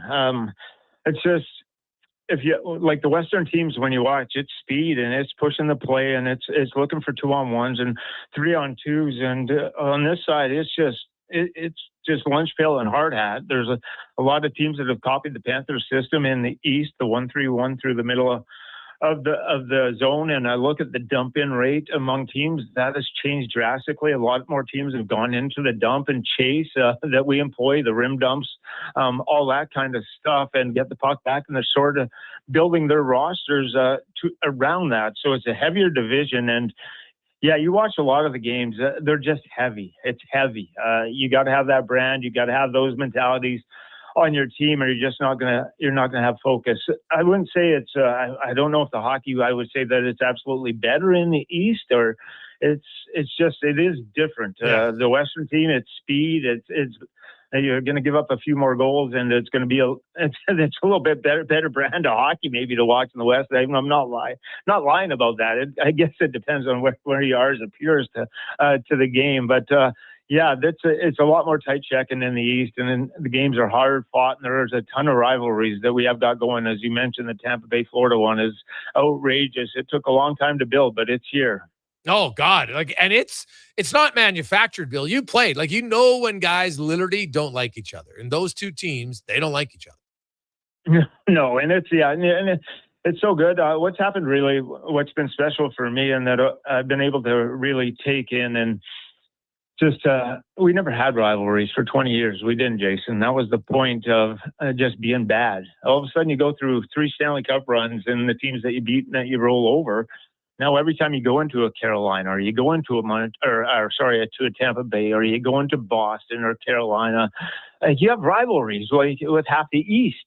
Just because of your playoff history, and it's everyone's gunning for you. It's just made for. It's been fun, man. We went through some bad times and tough, and everyone. I don't know if everyone forgets that, but I don't. We struggled, and it was hard. And to get to this where we've had to work, we've had to earn it, and we're trying to stay here the best that we can. But yeah, it's put your best foot forward every step of the way, and that's what this Panther organization. Just continues you continue to strive. You're not going to get perfection, but you're always just trying to continue to do your best. And those rivalries just heat up to a different magnitude. When you have a target on your back during the regular season, it's amazing how hard teams play against you every single night. Quickly, Bill, I want to get your thoughts. The Anaheim Ducks, will they match, or are they going to let Carlson go? What do you think happens by Friday? I would match it. I'm not sure. 4 first-round draft picks, maybe later rounds. Don't know what they pan out to be. Leo Carls. Look, if they give Kaprizov $17 million and the function of a 21-year-old, I was reading the article someday, I think maybe today in The Athletic, about McKinnon's first 3-4 years in the league being around the 62-point mark. It seems like Leo Carlson, with the size and strength, and the way that he skates, is going to be a perennial 35, minimum 80, 85 point man, probably into the 100 points. I would match the deal. You got a career centerman that those are hard to come by. He's big. He's got all the attributes that you want. They're hard. They're rarities. They're rarities in the NHL. I would match if I'm Anaheim. I know it's a tough position. It's going to take up a large part of your salary cap. I would match. If I was the GM, they should have done something sooner. Pat Burvik, and I don't know what kind of games they were playing. They could have got this wrapped up for $11-12 million probably at the same term. But now they're under the gun, and I believe they have to match it. And just franchise centermen don't fall in your lap. Like, I look at Barkov, and I wouldn't put Carlson in that same sort of category, but he will have the same sort of effect on a team long term, potentially, to be into that group that you talk about, maybe a Barkov or all the elite centermen. He has the potential to be a top 10 player in the NHL. Yeah, for sure. Bill, really appreciate your stuff, man. Have an awesome day. All right, Jason, all the best. Thanks. All the best in Edmonton. You betcha. That's Bill Lindsay, a longtime analyst, former NHLer for the Florida Panthers. Let's get to Declan Kruger, Sports 1440 update, brought to you by Go Auto. Not only do they have a massive selection of vehicles, over 15,000 at 73 different locations, they also love giving back to the communities where they work to the tune of over $27 million. So you're going to get a great deal, and you also know that probably comes back and helps your community later. GoAuto.ca. This is the Sports 1440 update. Wimbledon quarterfinal results from earlier today with Sasha Zverev and Arthur Ferrer winning their matches in straight sets in the men's side. Elsewhere in the women's quarters was Linda Noskova over Elise Martins and Marta Kosta over Jasmine Paolini, also in straight sets. MLB action right now. Blue Jays lead the Giants 5-0 in at the top of the sixth. Next up on the dock, we're going to see the Cubs and the Orioles at 4:35. In the late game, we'll see the Rockies and Dodgers at 8:10. News in the sporting world, Barrett Hayden has had his offer sheet matched by the Utah Mammoth. They will not be able to trade the pending UFA. And Connor Bedard is set to miss the next 4 months after shoulder surgery. I'm Declan Kruger. This is the Sports 1440 update. Sports 1440, a Stingray radio station broadcasting on Treaty 6 territory. Download the free iHeartRadio app and listen to CKJR wherever you go. Cheering on Canada, Mexico, Australia, France, England, Brazil, Germany, Spain, and the rest of the world at the Druid Irish Pub. Your World Cup headquarters. Wear your colors, cheer on your team, and enjoy $6.50 Heineken every game. Plus, your chance to win a ton of World Cup merch, including hoodies, jerseys, soccer balls, and more. The Druid Irish Pub, your World Cup headquarters. Bringing Edmonton together, one soccer game at a time. The Druid Irish Pub. Cheer with us in the Mercer Building across from Rogers Place and Ice District. It's cone season at McDonald's, which means vanilla cones are $1 each plus tax in the McDonald's app all summer long. Soft, creamy, and crunchy. For just $1 each plus tax exclusively in the McDonald's app. App download and registration required at participating McDonald's in Canada. Hey, sports fans, we've got a clear choice for you. At Crystal Glass, we provide customers with the perfect glass for any job. From home to auto and even commercial, installation or repairs, we're your team. Call 310 Glass or visit crystalglass.ca. Crystal Glass. Expand your brand with Fusion Promo Marketing. Fusion is your trusted partner for all things branded merch and apparel. Thousands of products perfect for businesses, sports teams, and corporate events. Fusion with a Z. Promomarketing.ca. Support your bones so you can stay active this summer. For the month of July, all CanPrev brand magnesium and collagen supplements are 15% off regular price. Only at Vitality Health Foods, where customer appreciation is the first Tuesday and Wednesday of every month. There's still time to book your tournament at the Ranch Golf and Country Club. As one of Alberta's top tourney courses, the Ranch makes hosting fun and easy for any group or business. No matter how unique or unusual, they'll accommodate your vision for an event no one will soon forget. Start planning your tournament today at their beautifully landscaped course on the outskirts of West Edmonton. On-site event coordinators are here to help, but hurry, availability is limited and booking fast. Visit theranchgolf.com. You may get up early, but more than likely, the team at GS Construction have already gotten up before you, grabbed a coffee, headed to the site, and started their day. So while Edmonton wakes up, GS crews are already underground, quietly keeping things moving, upgrading, and laying the new underground infrastructure for our growing city. If you're the kind of person who goes to sleep with their steel-toed boots on, GS Construction wants to hear from you. We're looking for a maintenance foreman as well as a building and yard attendant. Visit gsconstruction.ca for more.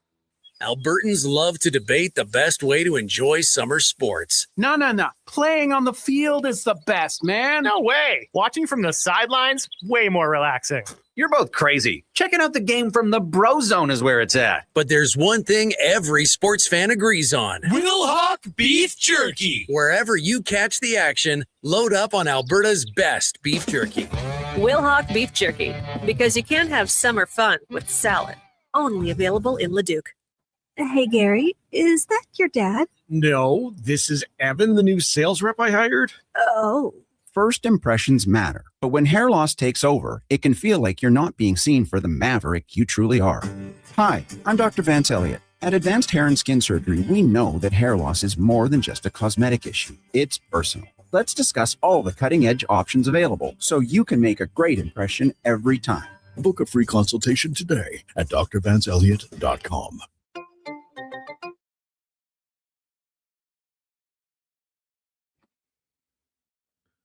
Portions of this hour brought to you by Crystal Glass, your clear choice for residential windows.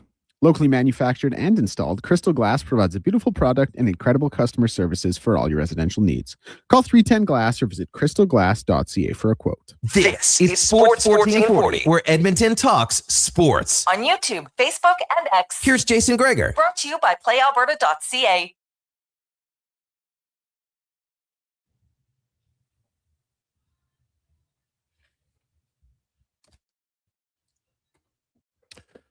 311. Welcome back. Jason Gregor, Connor Halley, Sports 1440, sports1440.ca, YouTube, Facebook, X, Instagram, Twitch. Thanks as always for listening and watching the show. It's brought to you by playalberta.ca, where you can get in the game. Hey, there, if you want to switch your odds now on who you like, you got a little special on. Do you like France to win? Who knows? You got 8 teams left. France, Argentina, Spain. How can you count out Belgium? Just how good they looked. Again, now, who knows, though? Was that like their big game? You know what? Emotional, all the screw you, Donald Trump, everything else like that. Can they bounce back? We'll see. Then you got England, who's looked pretty good too, man. Can't wait. It's been a great tournament. Looking very much forward to it. So you can check that out at playalberta.ca. We also got some Jason Gregor Show odds boost specials for you to get in on some of the action, if you wish. A little Elks. We're going with we're on the Rankin train to see if Rankin going to get 100 yards rushing again. So check that out at playalberta.ca. Hey, we got loads of text to get to. 833-401-1440, 833-401-1440. Guys, even just listen to the Panther guy. Can't stand him. When do the Oilers play them? From Dan. Well, we'll find out, Dan, actually, next Thursday. Because I don't think the Oilers' home opener will be against the Panthers. The NHL will release home openers next Wednesday, and then the schedule will come out on Thursday. And remember, it will be an 84-game season. The season is going to begin earlier this year, starting everything. Training camps a bit earlier. You look at the Oilers' schedule will come out, and also now maybe I'm in the minority here because I get a little tired of covering preseason games that are dreadful. There's only 4 preseason games this year. They open up at home against the Jets. How about this on a Saturday night? It's like I'm going back to my youth. A 6 o'clock Saturday start. Preseason game. Oilers and the Jets. Then they'll go to Winnipeg on Tuesday the 22nd. Then they're in Vancouver on Thursday the 24th. And then they wrap up their preseason Saturday the 26th against the Canucks. So basically 4 games in 8 days. Saturday, Tuesday, Thursday, Saturday. Done. And the regular season will start on either the Tuesday, the 29th, or Wednesday, the 30th. We're going to have NHL September regular season action this year. So the Oilers, who knows where they'll start. There's nothing big in Edmonton that's going to kick them out for any lengthy period of time.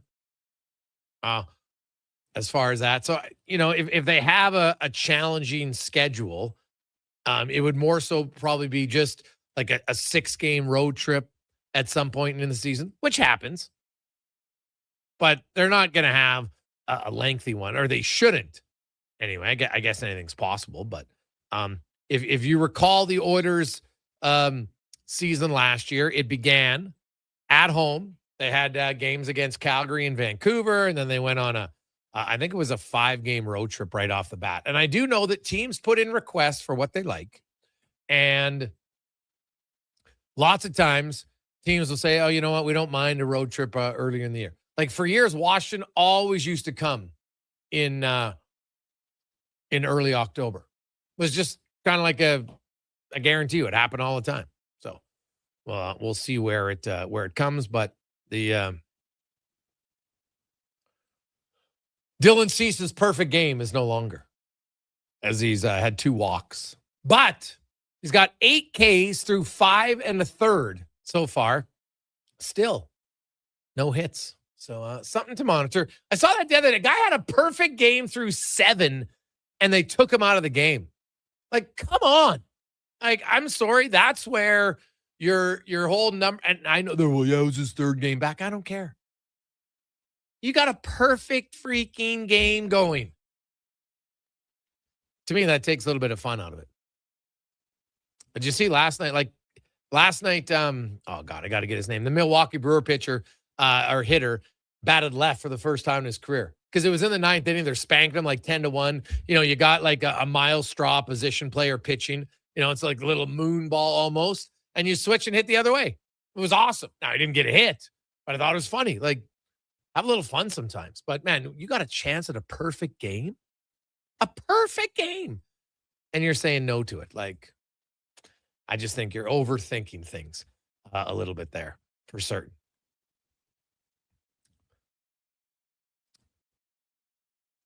Hey, guys, what's your thoughts on Rankin? Any concern on the fumbles? I think it's a concern. I don't think it's a major concern because, and I asked him about it, and we played it in the first hour of the show. To me, it was a little bit of, it's got to be more focused, and it starts in practice. And as a coaching staff, you could implement drills. Okay, guys, let's get the defense. Let's knock it out here. Because the Elks have done a great job of creating fumbles, but unfortunately, they're fumbling too much lately. Rankin's had 3 fumbles that were recovered by the other team. He had a 4th fumble that was recovered while Bodner hit it out of bounds. Otherwise, that's 1 a game, and that's way too much. I know that he touches the ball a lot, but you can't be fumbling on 5% of your carries or touches because he basically gets about 20 touches a game. So if you're going, and he's had 4 fumbles, it's not good enough. 3 were recovered by the opposition, but he still fumbled the ball 4 times, and that's just too high. It's too high of a number. When we come back, Nick Olczyk will join us. Offer sheet 1 has been matched. Will we see another match this week? We'll find out on the Gregor Show presented by PlayAlberta.ca. And now that the Utah Mammoth did match Barrett Hayton, what other moves are they looking at? Do they have too many forwards? Do they have a trade coming? We'll find out next here on Sports 1440, sports1440.ca. It's a Gregor Show presented by PlayAlberta.ca. The job isn't done until the last load is hauled, and having a semi-trailer out of commission is not an option. Whether replacing or adding to your convoy, Edmonton Trailer has a huge inventory of new and used semi-trailers, trusted by the gravel, logging, oil field, fluids, and freight industries. Find a trailer right for you online or at one of their 3 locations. For sales, service, parts, rental, and finance, when you're in it for the long haul, Edmonton Trailer. And now Action Electrical's testing team is on defense duty. They're the guardians of safety and compliance, a critical part of any lineup. Precisely. They perform rigorous safety and code compliance testing for commercial operations. Think of them as the referees, ensuring everything is up to standard before disaster strikes. Their preventative plays are legendary, spotting faults early. Hire the Action Electrical team to bring home a win for your project. Visit actionelectrical.net. Silent Rides is one of Alberta's premier specialty charter companies. With our luxury motor coaches, we provide our customers with the safest and most reliable ground transportation services. Our seatbelt equipped top-of-the-line motor coaches have become the preferred carrier for many local sports teams, tours, corporate outings, and other various travel needs across Western Canada. For more information and to request a quote, contact sales at 877-748-0991. Or visit silentrides.ca. You don't just need property services, you need problems handled. HireGood provides cleanup, debris removal, site monitoring, and safety attendance across Edmonton. We reduce issues on your property, keep spaces safe, and take pressure off your team. We resolve real problems for businesses while creating real impact because our team is built on second chances and they show up every day ready to prove it. Visit hiregood.ca or call and mention Jason Gregor for a first-time discount. HireGood. Stable jobs create stable lives. Your all-access pass to the world of sports is Edmonton's only sports radio station. From pre- and post-game hockey shows to in-depth analysis from your favorite commentators, the action never stops on Sports 1440. You've got a go-to coffee spot, a trusted barber, even a lucky game day jersey. But when it's about looking your absolute best, there's only one name you need. Mr. Dirk. Family run since 1939. We're experts in crafting impeccable tailor-made suits and offering a wide variety of everyday styles. Pair that with personalized one-on-one fittings and the convenience of on-site tailoring. Mr. Dirk elevates your style game. Visit our Edmonton store or explore MrDirk.com. Score big on style with Mr. Dirk. Support your bones so you can stay active this summer. For the month of July, all CanPrev brand magnesium and collagen supplements are 15% off regular price. Only at Vitality Health Foods, where customer appreciation is the first Tuesday and Wednesday of every month. It might have been scraped by the snowblower, dented while door crashing, or crunched at the company Christmas party. At some point over the winter, your car was damaged and it's been hiding under a coat of winter grime. Then come and see Robertson Body Works. We can take care of the damage and the dirt. This week only, call and book a repair and get a complete auto detailing absolutely free. But you have to book your appointment before the week is up. Go to robertsonbodyworks.com. I'm Tim Robertson, and I fix cars.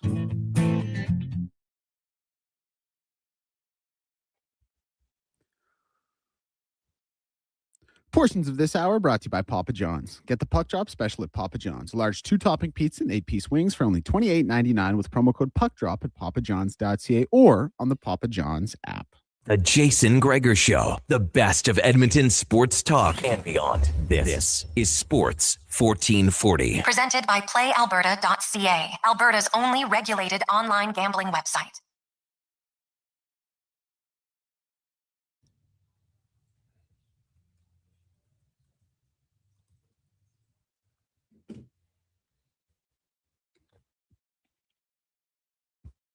.322, welcome back.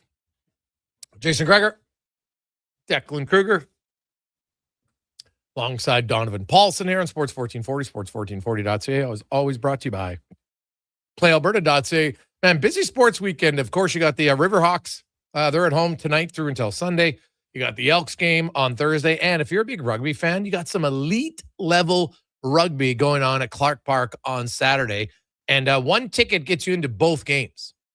Spain and Tonga at 2:45, and then Canada, Portugal. These are all top 25 teams in the world in rugby, and Canada and Spain, an exciting 42-42 draw last Saturday. So the Rugby Nations Cup continues on here in Edmonton, and if you want to go, if you're a big rugby fan, I would highly, highly recommend checking it out. It's some great rugby. Now, let's continue to talk some NHL as we go in the room, brought to you by Action Electrical. Take action on your savings, actionelectrical.net. Nick Olchek joins us, a beat reporter for the Utah Mammoth. And Nick, I don't think it's a real big surprise, but the Mammoth today match the Barrett Hayton offer sheet, $4.775 million. For him, what do you think the odds are that he signs an extension? Obviously, it can't happen until in the new year, but do you think they have plans for him to be there long-term? Hey, Jason, first off, great to be with you. I really appreciate you having me on the show. I think today the Utah Mammoth are a better team from what Barrett Hayton has meant to this organization, an original draft pick back in 2018, of course, in Arizona, 5th overall. And then I think, the one thing is, look, offensively, in terms of his productivity, a down year last year for him, no doubt. 67 games. He battled through some injuries, only 10 goals and 25 points, where I think in a normal season for him, he's proven that he can be a 40, 45, with maybe a ceiling of, a 55 type of point guy. And for a player that's just now coming into his prime at 26 years of age. And I think he's been a guy that is beloved in the room, a real key and important part of the camaraderie and the chemistry of this group. Of course, having been in this organization for the last handful of seasons, and has really grown into a role of a guy that can do a little bit of everything. We mentioned the career numbers that he can find a way and come through with when he's playing at his best. And you want a guy that can be a two-way guy that isn't going to be overly flashy. That's Barrett Hayton, who can fill holes. And I think when you look at this decision to match the offer sheet and keep him on the roster for one more year, now, you look at the center depth for the Utah Mammoth up and down. It's got to be towards the upper echelon of the entire National Hockey League. Of course, the headlining offseason edition via trade, bringing in Vincent Trocheck, who I think is going to continue to do wonders here for the Mammoth. Another one of those two-way guys, elite guy in the middle of the ice in terms of face-off. So now, you've got Trocheck and Stanley as two centers who, that there's a pretty darn good chance that when they're out there, whether they're up a goal late, down a goal late, that one of those two guys are going to win a draw. When Logan Cooley was hurt last season, Nick Schmaltz filled into the center ice position in a huge way. Is he going to start next year at center? We'll see how everything shakes out, but he certainly proved for most of the season after Cooley went down that he could come in and be a number one center or be a number two center. And then, of course, you got Logan Cooley and Barrett Hayton and any of these guys too, Jason. They can fill in on the wing too. I mean that's so it's an embarrassment of riches up the middle for the Mammoth right now. But in terms of Hayton in particular, I think that with the history with the organization, how much the guys in the organization love him as a player and deciding to match the offer sheet speaks volumes of that. You don't need to hear that from me. I think that very much a window could be open to an extension once that window opens in the new year. Just considering that look, is he going to put up 25 goals? Is he going to get you 70 points? Well, you would hope. But when he's playing at his best, his two-way game, ability to win faceoffs on the left-hand side of the ice, those are his strengths. And bringing him back and making sure that he's part of this team as the Mammoths continue to rise, I think is a great bit of business. And I got no doubt that the Mammoths are better next year with Barrett Hayton now back as part of the team. You didn't even mention Jack McBain, another guy who I think took over 600 faceoffs for Utah. When you look at McBain, do you think he's better as a winger or a center? I love big guys in the middle, Jason. I really do. And again, it kind of goes into the conversation of how many centers that the Mammoth have. And I really like them in the middle. But then again, with as much responsibility as there is there, as you know, especially deep down in the offensive zone, in the D zone, if the puck gets chipped out, then it's chipped in. Usually not, of course, not always, but sometimes the center isn't always the first guy in because of the responsibilities down low in his own end. And I think in terms of forecheckers, I would certainly put Barrett Hayton on the list of one of the best for the Mammoth. But for me, Jack McBain is going, if he's the first guy in on the forecheck, he's going in there to either take the puck or leave a bruise. And a lot of times it's both. So I really don't think you can go wrong having him on the wing or in the middle, but I love size in the middle of the ice. And he's 6'4". He's imposing. He can win faceoffs for you, no doubt. And when you talk about going up against another team's top six center, he's the kind of guy that can really smolder you and play you physically and not give you any sort of easy ice. So I think he is another one of those guys, a lot like Barrett Hayton, that you want him to play on the wing. Okay, great. You want him to play in the middle. He's more than capable, more than smart enough to be able to do that as well. So I am a huge fan of Jack McBain's game because I think when you look up and down the Mammoth roster, there's not a ton of crashers and bangers that have that big size. Look, you've got Kevin Stenlin, who's a big boy. You've got Lawson Krause, who had an incredible bounce-back season last year. Again, part of the 20-goal club for the last 5 years for him. He needed a bounce-back year, and all the credit in the world to him. So all of a sudden now you add those bodies, and you bring in Anders Lee. Okay, now you're really talking because you've got multiple guys well over 6'2", 6'3", that are going to be nuisances around the net, that are going to be able to be real difference makers on the forecheck and be hard to play against. Because that was the one thing I think we saw in the playoffs in the first round against the Vegas Golden Knights is there were times where Vegas' size took over, but then the Mammoth were able to counterpunch with the great speed that they have with a guy like a Logan Cooley, Dylan Gunther, so on and so forth. So now, I think General Manager Bill Armstrong just continues to fine-tune this roster. Yes, of course, I'm sure there will be more pieces added as we go along here. We'll see what next season brings, but now you've got plenty of speed, plenty of skill, and now you're getting in some real good size as well with a guy like Lee coming in, and then you look at the back end too, and I think that's another real strong point of this team's roster. I think that they're very high on Logan Cooley, and rightfully so. Obviously the injury last year kind of slowed him down, but he was on pace to be a guy that 70 plus points. Nick Schmaltz had 33 goals, 74 points. Keller had a career 88 points. Dylan Guenther 40 goals. Like, Utah can score, right? Like they had 6 guys with 24 goals or more, and then they added Anders Lee to this team, so they definitely can spread it around. On paper, Utah should be able to take a next step and really compete for one of those top 3 spots in the Central. No question, Jason. And all you have to do is just look at it as objectively as you can, and don't take it from a guy that covers the Mammoths for 8.5 months out of the season. But you've got a head coach, Andre Tourigny, who well-deservedly so got a contract extension, a multi-year deal in the offseason. He has been a guy that has increased his win total for his team each of the last 5 seasons. I think there's only been 2 other coaches in NHL history that have done that. So he has certainly been pushing the right buttons and walking that very fine line of developing young players, helping improve some of the more established guys, all under the guise of it's a results-based business.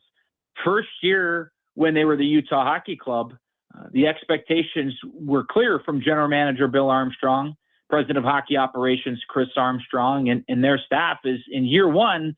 The goal was let's play meaningful games. Let's be competitive towards the end of the season, and we'll see where we go. The Mammoth only ended up missing, the playoffs by 7 points in their first year. Okay, they were in the mix.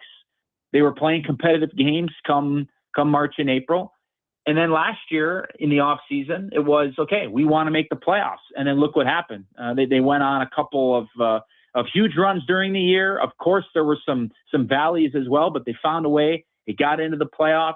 They won a couple of games against the Vegas Golden Knights. Mammoth Nation saw 3 great games at the Delta Center, and it just wasn't enough. But you hope through that experience that the likes of Cooley and Guenther, who had the first taste of playoff hockey, that those guys could not only have learned, okay, this is what it's like, but be even better prepared the next time that this team does make the playoffs. So, you look at young teams around the National Hockey League that are ready to burst. You think about what Anaheim did last year, all of the offseason additions for the San Jose Sharks. I think they're going to be a playoff team next year, but it's kind of this wave now of young teams that are finally starting to see their draft picks come into fruition, bring in some older pieces, bring in some established pieces to round out their roster and make it a playoff team. And so now I think this is kind of the next wave, the next grouping of teams that are going to come in and hopefully be some of the more dominant teams in the entire National Hockey League for the next couple of years. But there's no doubt that the Mammoths have become a destination for players to want to come to, aka the Anders Lee free agent signing. How about Mackenzie Weegar last year at the deadline, electing to waive his no trade clause to come to the Mammoth? So you look at all these things along with the young players. This is a team that is very much coming into their own, and I got no doubt that next year, when you think about expectations, okay, we were competitive, we made the playoffs. Now the expectation is, okay, playoffs, that's a bare minimum. How about we get in and try to find a way to win around? I think that is the next step for this Utah Mammoth team. Mick, I really appreciate it, man. It should be fun. Give me your thoughts. Are the Ducks going to do what the Mammoth did? They're going to, obviously it's a much higher match, but are you expecting them to match? Yeah. Or do you think they potentially walk and have a trade? Yeah, Jason, this one for me is, I think the drama of the offer sheets is, I kind of like it. I do. I think we've entered kind of a new era for how teams are run. And you have to applaud in a way what Danny Briere and Keith Jones did there in Philadelphia. We've only seen a handful of offer sheets in recent memory. Even going back 7 years. I think it was the Sebastian Aho deal, right? That was eventually matched by Carolina back in 2019. And then, of course, you had the Jesperi Kotkaniemi one that was a successful offer sheet. Then the Broberg and Holloway in St. Louis. And then, of course, 2 more this summer. With that one, I just think if you're Anaheim, I don't know how you can afford to lose a guy that I think is one of the top premier centers in the league, and a guy that's only going to get better. But then again, the haul that you're getting back for it, if you do, boy, oh boy, you could really make a case to use those draft picks, the amount of first rounders that they're going to get, and go out and, say maybe we can go get another center who may not be Leo Carlsson, but will be a guy that's going to come in and we're going to plug into the first line and hope that he can be a guy that can lead us down the line. But it's a dramatic summer. And I do think that the offer sheets are going to continue to be more prevalent as time goes along. But I'm all for it because I'm a guy that I try not to be a so-called dinosaur and say, okay, well, that's the way we used to do it. That's the way guys used to get paid. How can they get paid like this? How can this be something that's used? Well, it's legal, and we'll see how these teams elect to use offer sheets moving forward. But if I had to go on a limb, Jason, I don't see how there's a way you can let Leo Carlsson go. Yes, it's going to force you to do some cap gymnastics. It might put you in a tough spot in terms of signing other players, but I just think he's too good of a guy to let go. Yeah, I tend to agree with you. Appreciate it, Nick. Have yourself an awesome day. Thanks a lot for having me, Jason. Keep up the great work, and we'll talk to you soon. There you go. That is Nick Olchek joining us from Utah. They matched the Barrett Hayton offer sheet. So we got a lot of text people wondering Friday is when the Ducks have until to match the offer sheet from the Philadelphia Flyers. I think they're going to match it. I don't think they're going to love it, but I think they're going to match it. We'll return. We got stats of the day, and then we're going to get into a roundtable segment, something we're going to add every day new in the show, starting at 4 o'clock today. It's a Gregor Show presented by PlayAlberta.ca. Support your bones so you can stay active this summer. For the month of July, all CanTorque brand magnesium and collagen supplements are 15% off regular price, only at Vitality Health Foods, where customer appreciation is the first Tuesday and Wednesday of every month. I'm Colin Livingston, president of CanTorque. CanTorque has always been a forward-thinking company, but now that we've turned 25, I can't help but take a minute to take a look back. Thank you to everyone that's been with us along the way. Attention Alberta construction pros. For over 50 years, Japa Equipment Rentals has been your go-to for top-notch equipment and stellar service. Whether you need rentals or expert maintenance, we've got you covered. Stop by our Edmonton or Calgary locations today.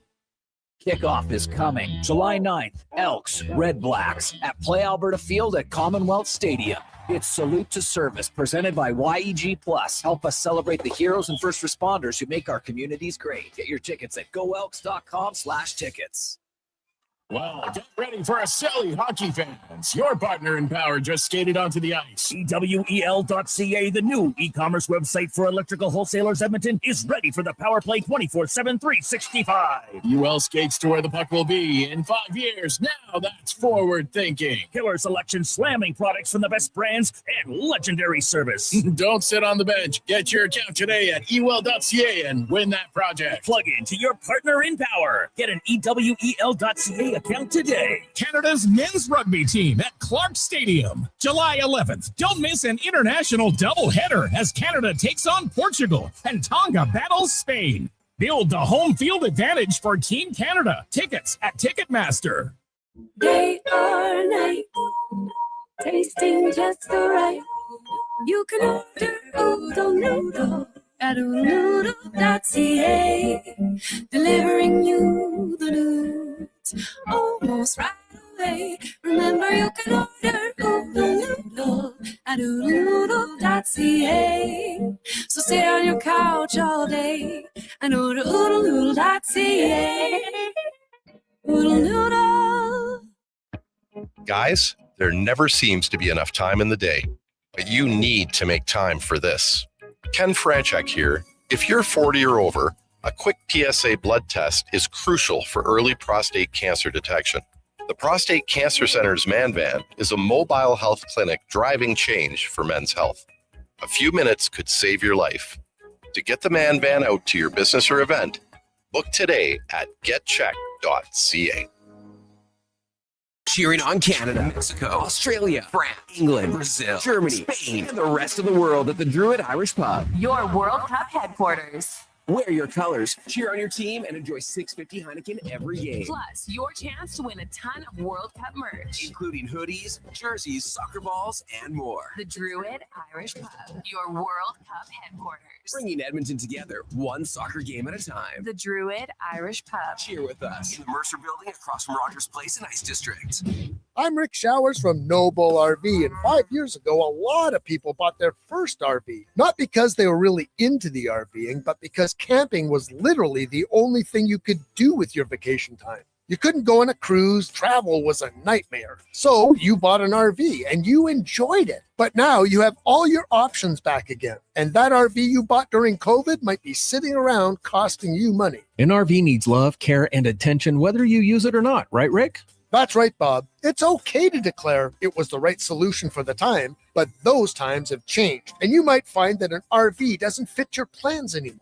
And that's okay, because we can sell it for you. Pass it along to a family that would choose camping over anything else available in the world today. So bring it to No Bull RV. Together, we'll celebrate what it did for you when you needed it and what it can do for you now that it's time to move on. And that's No Bull. NoBullRV.ca.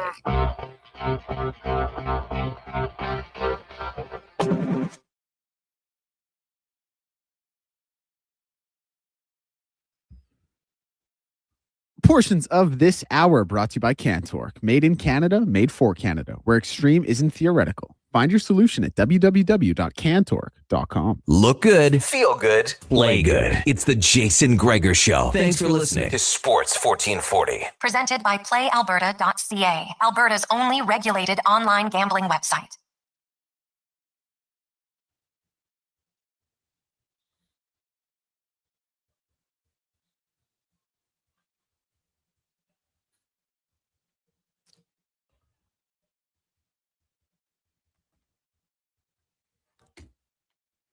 .342, welcome back. Jason Gregor, Declan Cougar, Donovan Paulson, as the no watch is on in San Francisco right now. Dylan C says no hit the 49ers. I would say 49ers. The Giants threw 7 innings. I always find it funny. So here, like the first inning, second inning, third inning, the pitcher comes back from the mound. He's in the dugout and everybody's there. They just sit there, whatever. As you get into the 7th or 8th, he's got a no-no, and now everybody changes, and they all don't sit beside him. It makes no sense to me. Like, it's dumb. You sat beside him for the first few innings, and now suddenly no one sits beside him? Like, to me, it's kind of comical. But you know what? Hey, people are superstitious and everything. I understand all that, but it just, so you're actually, we're not going to talk to him, but you're changing what was happening in the first year. Not saying that every guy was walking by, hey, Cesar, what's going on, right? But still. Like, and I know the Jays, like I think they're going above and beyond now. Like there's no one even remotely close to him. Sometimes a guy would go sit and everybody moves away a little bit, but there's no one even sitting down. So it is interesting. Now he is at 105 pitches, but when he ended the 7th, as he was walking off, he signaled right away, like, I'm not coming out. So, I'm sure they'll decide after the 8th inning if he's up to 120. I'd love him to get a few guys swinging on a few pitches and get him out of, 6 or 7 pitches. That would be nice. But the Jays have only had one no-hitter in franchise history. It happened in September of 1990. Dave Stieb. Now, Dave Stieb had 2 other no-hitters and a perfect game all end with 2 outs in the 9th inning. Like Dave Stieb was damn good. I think sometimes we forget just how good he was. So anyway, that's a little watch for that. Now let's get to our stats of the day, brought to you by All Star Construction, underground utilities, power, gas, telecommunication. That's what they do. And guess what? You could work for them because they are hiring right now. Go to Indeed.com, look up All Star Constructions, construction laborers, backhoe operators, equipment operators, hydrovac operators, gas piping technicians. They're hiring them right now. Check it out at Indeed.com for All Star Construction. So we got a lot of stats to get to. So let's go. Last night, the Joker outlasted Felix Auger-Aliassime. It was now he wins in the quarter, so that makes his 8th straight Wimbledon semifinal, which breaks a tie with Roger Federer for the longest such streak ever. It's also his record extending 55th major semifinal. Federer is next at 46. And the 39-year-old has a Sinner on Friday to get a spot in the final, which will obviously be very tough. But like, it's hard to win. And if he wins this major, he would then have the most majors ever, right? Between men or women. Pretty impressive. But a lot of times, it's not just about winning. It's like when you're there 55 times in a semifinal. Crazy. Absolutely crazy. So, last night in baseball, there was some wild stuff happening. So Shohei Ohtani hit his 300th career home run in his 1101st game. He became the 5th fastest player in MLB history to reach it. Only Aaron Judge, 955 games, Ralph Kiner, 1,087, Ryan Howard, 1,093, and Juan Gonzalez, 1,096. Like, Aaron Judge did it in 955 games, killing it early on in his career. So Shohei, how many is he going to end up with? Could he get to the 500 club? I think it's realistic. I really do. So that's, if you do it, that he's averaging 100 home runs kind of every 370 games. So he would need 740 games. So we do the math on that. What's that? Another just over 5 seasons? Yeah, I think there's a chance he could do it for sure. And we didn't mention this, I forgot the other day, but on Monday night, the Royals pulled off one of the rarest feats in baseball. They beat the Phillies 15-1. They became only the 21st team in history to score a run in every single inning. The only thing in baseball, and baseball covers stats of everything, like perfect games have happened more often in baseball than a team scoring a run in every inning. Think about that. Perfect games have happened more than that. 4 home run games, like by one player hitting 4 home runs, they're now tied with 21 each. That and a team scoring a run in every inning. The only thing that has happened less amongst major plays, unassisted triple plays, there's been 15 of those in MLB history, and 20 strikeout games.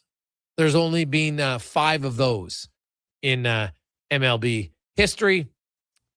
And Roger Clemens, of course, did it. Kerry Woods has done it. Randy Johnson, Max Scherzer, and that's it. Because Clemens did it twice. Wild enough. So 10 years apart, in fact. So old Rocket was pretty good. Was he on the juice though? Who knows? Who knows? Now speaking of hits and the Royal, how about Tyler Tolbert? How many of you have heard of Tyler Tolbert? Anyone? Well, he's a second baseman for the Kansas City Royals. Last night, he went 5 for 5. The game before, he went 5 for 5. Game before that, he went 2 for 2. In his last 12 plate appearances, he's got a hit. That ties an MLB record, 12 consecutive plate appearances with a hit.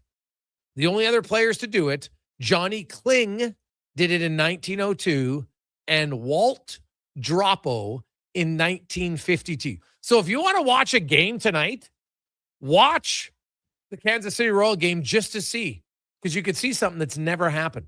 A player gets 13 consecutive hits at plate appearances. Because when we say it's 12 consecutive plate appearances, like if you get a walk, I know that's not considered a bat. That's not the record. It's like every time you're up to the plate, you're not walking, you're not getting on in air, you're getting a hit.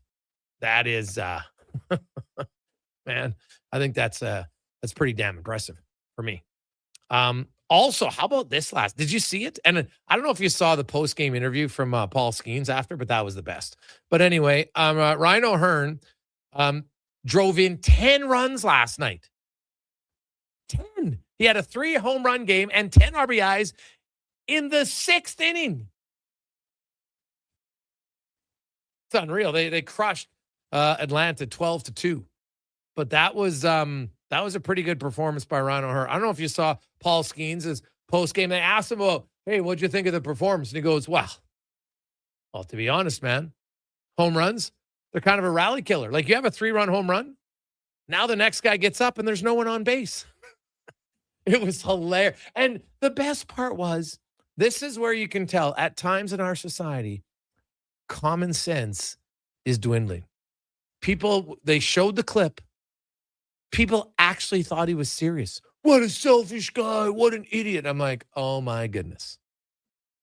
That might be the great, and hey, he was deadpanned. Obviously, he smiled near the end, but it was so hilarious. Like, wow, it's kind of selfish just hitting 3-run home runs. It's a rally killer. There's no one left on base for the next guy. Oh, God, it was funny. So you don't see that very often. So good for him. And hey, the Jays, yesterday, they broke out of their slump because in their previous 3 games, they'd had a franchise low 7 hits in 3 games and 1 run. They had 13 hits and 9 runs last night. Jonathan Clase. I just like saying his name. I feel classier. And Clase hit the 3-run bomb in the 2nd inning, and the Jays bats have continued to be good as they've put up 7 runs today. Now, they didn't really need them. They scored 5 in the 1st, and they just scored 2 in the 8th because Dylan Cease has yet to give up a hit as he takes to the mound to start the 8th inning right now for the Jays. So we'll update you on that. Hey, Gregor, what's the difference between a no-hitter and a perfect game? No-hitter is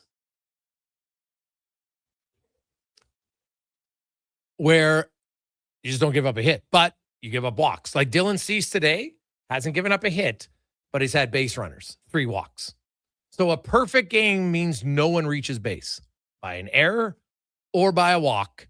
No one's on. 27 batters, 27 outs. That's a perfect game. You can have a no-hitter. Heck, you can have a no-hitter and walk 5 guys. Still a no-hitter. So you just don't give up a hit. So that's the difference between the two of them. So 833-401-1440, 833-401-1440.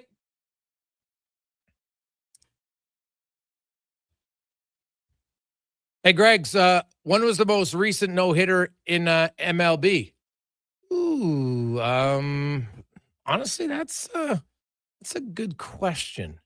Who has the most recent no-hitter? I don't think there's been one.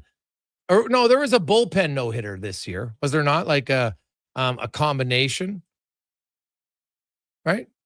If I'm not mistaken, I thought there was a no-hitter pitched earlier this year, like 3 guys from one team combined on it. So, but as mentioned by the Jays, they've only had 1, and that was way back on September 2nd, 1990. And Mr. Varsho just made a great running grab, crashed into the center field wall to keep the no-hit bid alive. So Cease is 5 outs away from a no-no, which would be obviously extremely impressive. Extremely impressive. Something that doesn't happen very often, man. You got to be on your game. Quick break. Let's get to Declan Kruger, Donovan Paulson. When we return, we are going to get to a little roundtable segment where each of us bring up a topic and the others, we debate on whether or not it's going to, is it good? Is it bad? We'll see.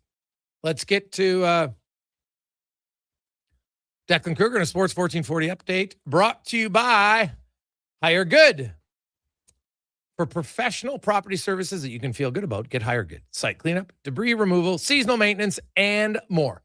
HireGood.ca. Stable jobs create stable lives. And Cease just punched out another batter. It's his 10th strikeout of the game. He's down to 4 outs for a no-hitter. The Sports 1440 update. As Jason just mentioned, in that one, the Blue Jays leading 7-0, and Dylan Cease only 4 outs left for the no-hitters. They take on the Giants. Next game up on the dock will be the Cubs and the Orioles at 4:35, A's and Tigers at 4:40, as are the Braves and Pirates and Yankees and Rays. Late game tonight in the MLB, we'll see the Rockies and Dodgers at 8:10. In Wimbledon today, men's quarters, it was Sasha Zverev and Arthur Ferry winning their quarterfinal matchups in straight sets. In the women's quarters, it was Linda Noskova over Elise Martins and Marta Kostak over Jasmine Paolini, also in straight sets.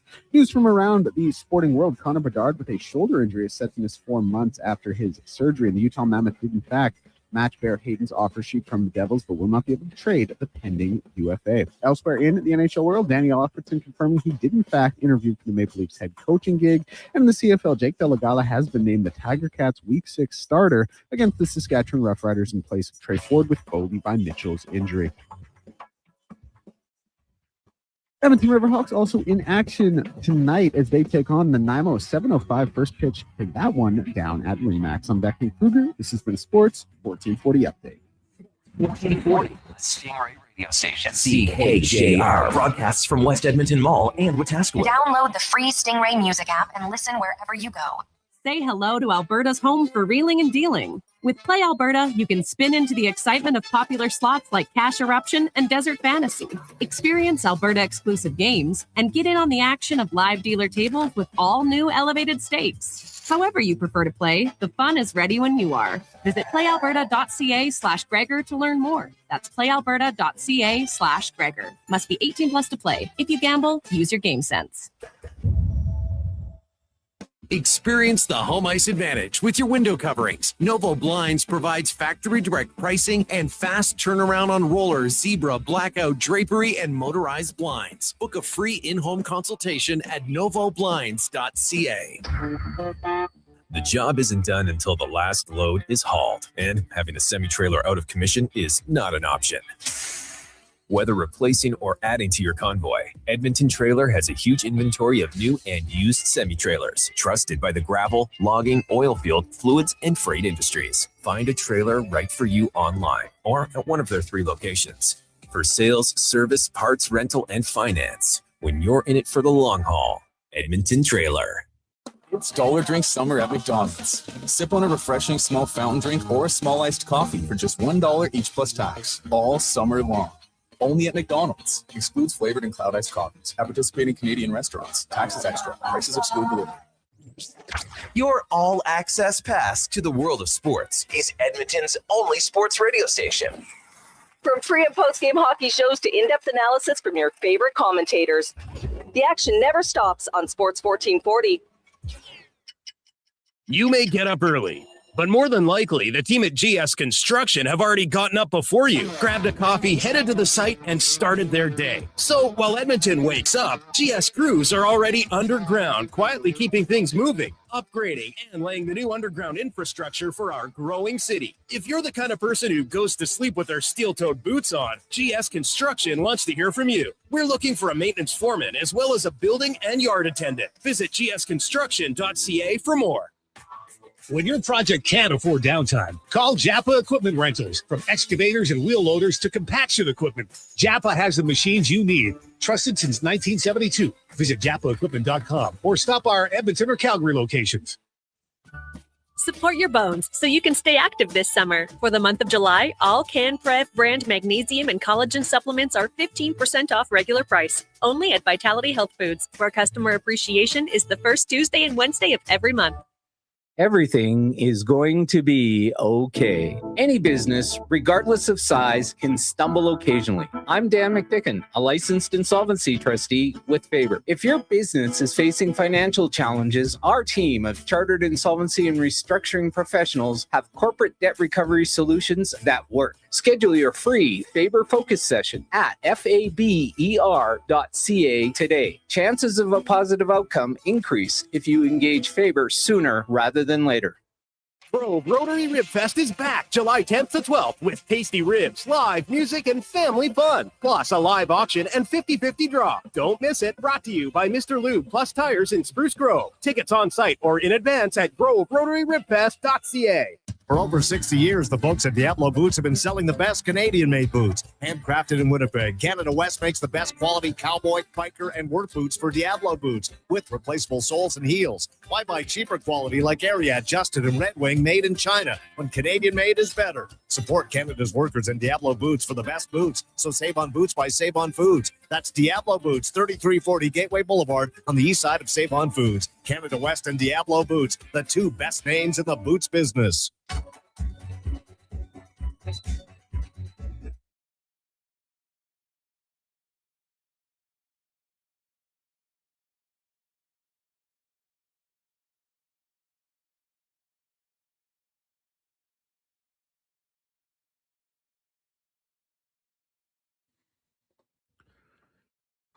Portions of this hour brought to you by Leading Edge Physio. From weekend warriors to professional athletes, kids playing soccer to grandparents in the garden.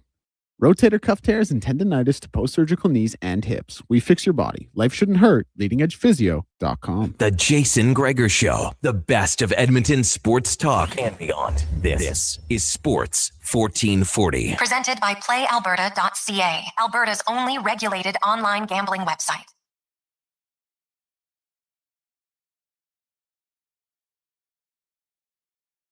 Now everything is happening. Things we thought we might not see again, but we did. Vladimir Guerrero just hit a 2-run home run. What? Geez, you know things are going well for the Jays when even Vlad, he lifted the ball out of the infield. Amazing. Who knows? Maybe they just needed that new home run jacket and the staff or whatever the hell they have with it. But nonetheless, the Jays are up 9-0. But let's be real. The story of the game is Dylan Cease. He has a no-no through 8 innings. He's had 11 strikeouts thus far. He's got 115 pitches. And we'll see. Now, George Springer, he just hit one. It's 10-0. Holy cow. Route is on for the Jays. But Dylan Cease, now how about this? There's only 2 active pitchers who have pitched multiple no-hitters. Max Scherzer has 2. Justin Verlander has 3. Dylan Cease pitched a no-hitter on July 25th, 2024, when he was pitching with San Diego. And he also had a no-hitter with 2 outs that was stopped in 2022. So it's come close.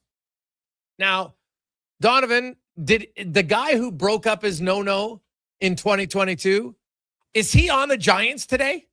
He is on the Giants today. That is Luis Arraez. So that's the story to look out for as well. Is can Luis Arraez kill him for a second time on his no-no? That is wild, man. That in itself is wild. Also, I was looking up Tolbert, the guy who had 12 hits in a row. He actually got out in his last at bat last night because I was looking to see. But he's only actually played.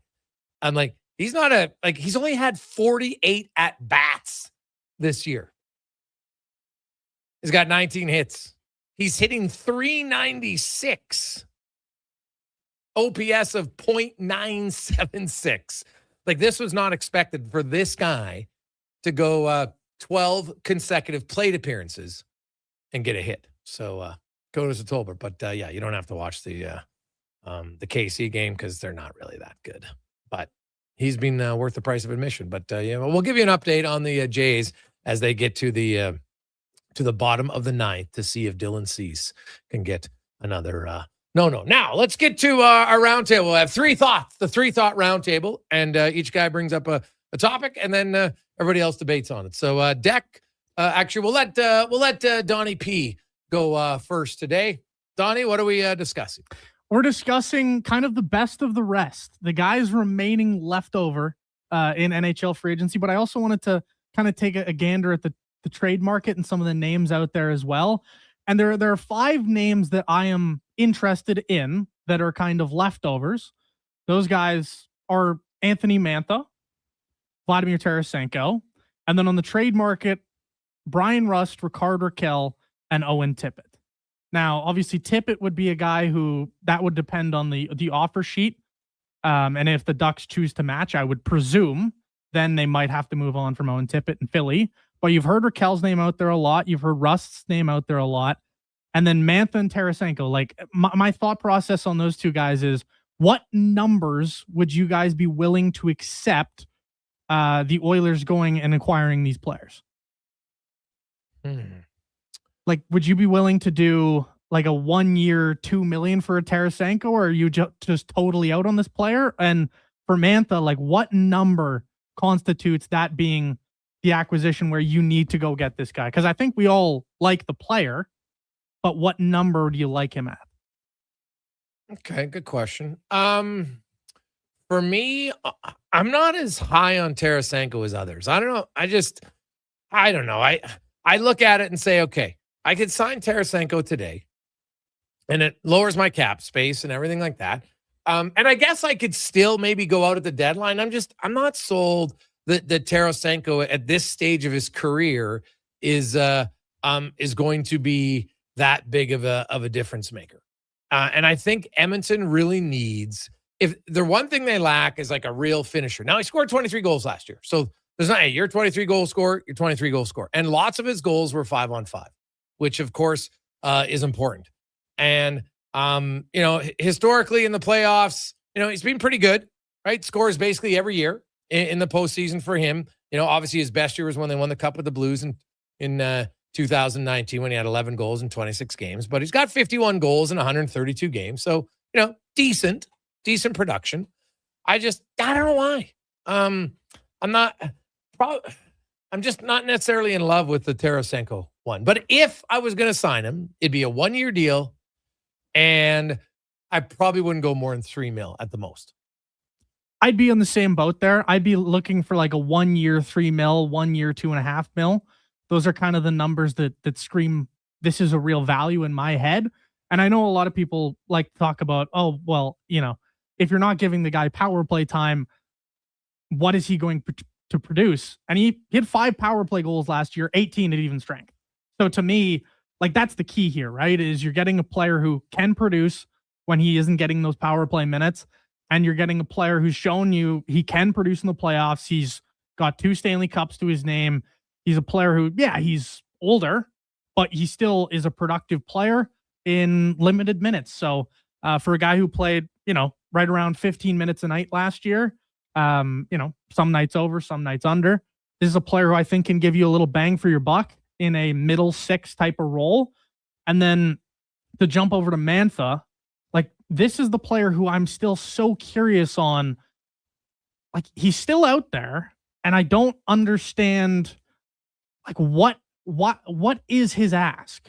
Because you've talked about him being potentially the Jack Roslovic of this summer, right? And I think the longer it goes, the more likely you are to get him for, could you get this player for, not obviously, it's not going to be $1.5 million like Roslovic, but like, this was a 60-point player last year. The playoff production scares me, but can you get this player for, a 1 year, like $5 million deal? See, it's funny because Jason ran the numbers yesterday on how many players in the league are making $5 million. I was actually thinking about this with the Tarasenko conversation. And I think, Jason, if I'm not mistaken, it was 250 players making $5 million in the NHL. And that's just skaters. That's just skaters. There's a few goalies. You work in positional value, of course, it's different, but there aren't 250 players getting 33 tucks. Or was it 33? 23. For Anthony Mantha? Oh, Mantha. No, Mantha. That's what I'm saying, right? So it's like, yes, it was a kind of I personally think it was a bit of a fool's gold resurgence with Anthony Mantha, but that is a really, really tough clip to hit. And if there's a team out there that feels like they're on the brink and they can get him some real time on a first power play unit, and he can, do I think he's going to have another 33 goal season? Probably not. But I think that's a guy who could get 6+, like 6.25, even a little higher, even on a 1 year deal. And I say that with the, added kind of notion there that I do think it was a bit of a fool's gold season last season. I'm inclined to agree with you, Dak. This is a player who's, now granted, like 33 goals is a lot, man. That's a lot of goals. Is it fool's gold because of the injury history that is, that's a rap sheet a mile long in terms of the injury history. Some of them fluke, some of them not. There's a reason he's not signed yet. And it's largely because of that, but also largely because of the lack of playoff production. Still no playoff goals to his name. So I just one apple last year. He's a scary player on both of those fronts. And so I understand why teams aren't willing to give him term, but like what number do you consider giving him the 1-year deal on? That's the question. Oh, for Mantha? Yes. I'm not going any higher than $3 million on a 1-year deal. Like I got Jack Roslovic for 1.5. The longer I wait, that's what I would do because I like Mantha. But clearly all the teams are feeling the same thing. Otherwise it would have been signed. Teams have cap space. Lots of teams have cap space and they're not doing it because 0 goals in 20 playoff games. I can't pay him more than that because I'm basically at this point until he shows it, I'm paying him to help me get to the playoffs, but not help me in the playoffs. And the Oilers want guys who help them in the playoffs. To jump over to the trade side, I think we all agree Raquel and Rust, those are 2 quality options. And there's the no-no's gone. A single up the middle to start the 9th inning. So there you go. Elliot Ramos breaks up the Dylan Cease no-no. That's disappointing. Didn't even get to Luis Ariz. But to jump over to Rust and Raquel for a minute, are these players you have any interest in acquiring, or are these deadline deals for you? Like when do you consider these players? Man, Brian Rust might be the least talked about consistent kind of, second line goal scorer in the NHL. Here's his last 8 years in the league in goals. 29 last year, 31, 28, 20, 24 in 60 games, 22 in the 56 game shortened season, 27 in 55 games. So every year, this guy, lock him in the last 8 years, is scoring at least 20, upwards of 31 goals. Right? He's a right shot. He's not the biggest guy, but he plays right. To me, he plays a similar style of Zach Hyman. Right? Just not as big as Zach Hyman is. But that guy, I think I would take Rust over Raquel.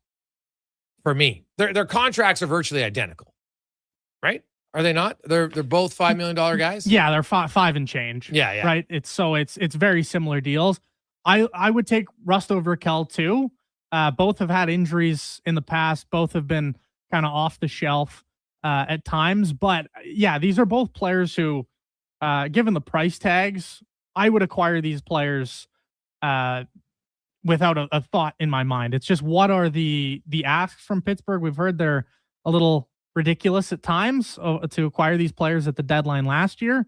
But if you're the Oilers, these are 2 players who, man, if you wait till the deadline, do you try and swoop these up? Because I think Pittsburgh they're in line for this regression season. I think everybody sees it. I think those are 2 clear, obvious candidates at the deadline. Jack, what's your topic?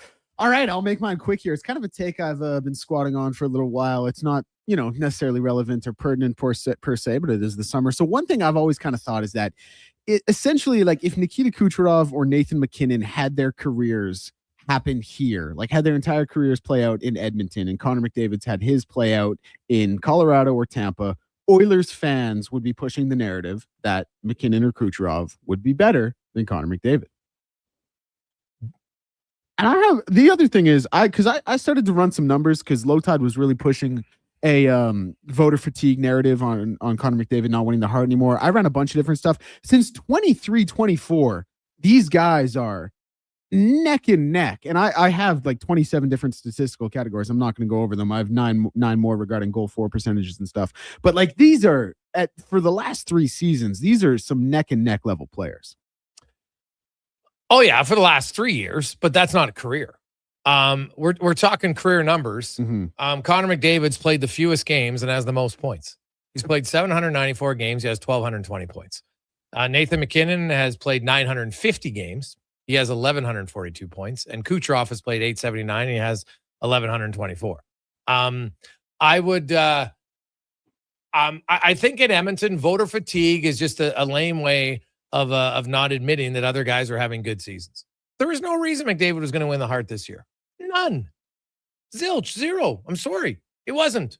Like you can't be a plus 10 player and win the Hart when you lead league in scoring. I'm sorry. It wasn't good enough. Right? So, but if anybody tried to tell you that if MacKinnon or Kucherov played here that they're better than McDavid, they're fooling themselves. Because I look at the entire career. And the last 3 years, those three have been pretty even. No question about it. But career-wise, it's not close. Career-wise, McDavid's at 1.54 points per game. Kucherov's 1.28. McKinnon's 1.2. Well, and my thing, like the overarching kind of sentiment to this point is I think Oilers fans in this scenario would use cup wins as kind of the tiebreaker or the, well, hey, like, but if McKinnon and Kucherov were in Edmonton, they weren't winning the cup. No, but that's what I'm saying. That's what I'm saying. I'm saying like their entire careers, when you look at trophy case points, et cetera, has played out here the way it has. So I'm saying like in this scenario, Kuch still has the 2 cups. He still came in missed the season, came in that playoffs. He still has the 2 Hearts. So he would have won cups here? Yes, would I'm he be saying better? like their entire career as it stands statistically has played out just in Edmonton instead, and Connors in Colorado or Tampa. Well, I can't speak for fans, but I would say this. I don't believe that Stanley Cups are individual awards. Teams win cups. And so if when McKinnon won his cup, if all the same players were on Colorado except McKinnon or McDavid, they were swapped out, I still believe Colorado wins the cup. If Tampa Bay, when they won cups, you put Kucherov, McDavid. Now, it's a little different there because it's a winger versus a center iceman. But when I look at their team, I look at their goaltender, and I look at their defense, I think they probably win. I don't really like individuals. I don't look and say, well, these guys are close, but this guy won a cup and this guy didn't. Well, playing on a better team doesn't make you a better player. It just means you played on a better team. So for me, it wouldn't matter. Yeah, for me, it doesn't matter either, Deck. Really? I'm surprised. I thought one of you guys would be on my side. See, as much as I like all 3 players, just for the record also, like I do very much believe Connor McDavid is the best player of the 3. This is clearly for argumentative sake. Like maybe would some fans, like I think you'd have the radical portion of any fan base try and stand up for their player in these hypothetical situations. But I feel like the vast majority of fans just recognize, regardless of what fan base you are part of, that Connor McDavid is the undisputed best player in the game. I know there was that shoehorned in conversation of, oh, has Connor McDavid been surpassed as the best player in the game, last season or even the season before? And to me, it's just always been so stupid because like you look at the sample size of the career as Greg's outlined, and there's really kind of no debate here. All 3 players are terrific. They all do their own separate things, but no, I mean, outside of the radical, nut jobs that make up some of Twitter, I just, no, I gotta be they're out loud with you. on there. They are loud. They're loud on there. They're only loud if you listen to them. This is true. Yeah. This is true. You can just block them. Not even blocking. Or just mute them. Yeah, or just like read it by and be like, and it just went in one side of my eye and went out the other one. Because yes. But hey, it's an interesting discussion. But I will, like, in the regular season, the last 3 years, their points productions have been very similar. Right? Kucherov 395, McKinnon 383, McDavid 370. McDavid's played the fewest game. Their points per game is 1.59 for McKinnon, 1.64 for McDavid, 1.68 for Kucherov. So regular season's good. But then if you add in their playoffs the last 3 years, it's not close. McDavid obviously has 81 points in 53 games. McKinnon has 40 points in 31 games. And you have to go down quite a ways because Tampa Bay in the last 3 years hasn't won a playoff round. Kucherov has only 17 points and 1 goal in his last 17 playoff games.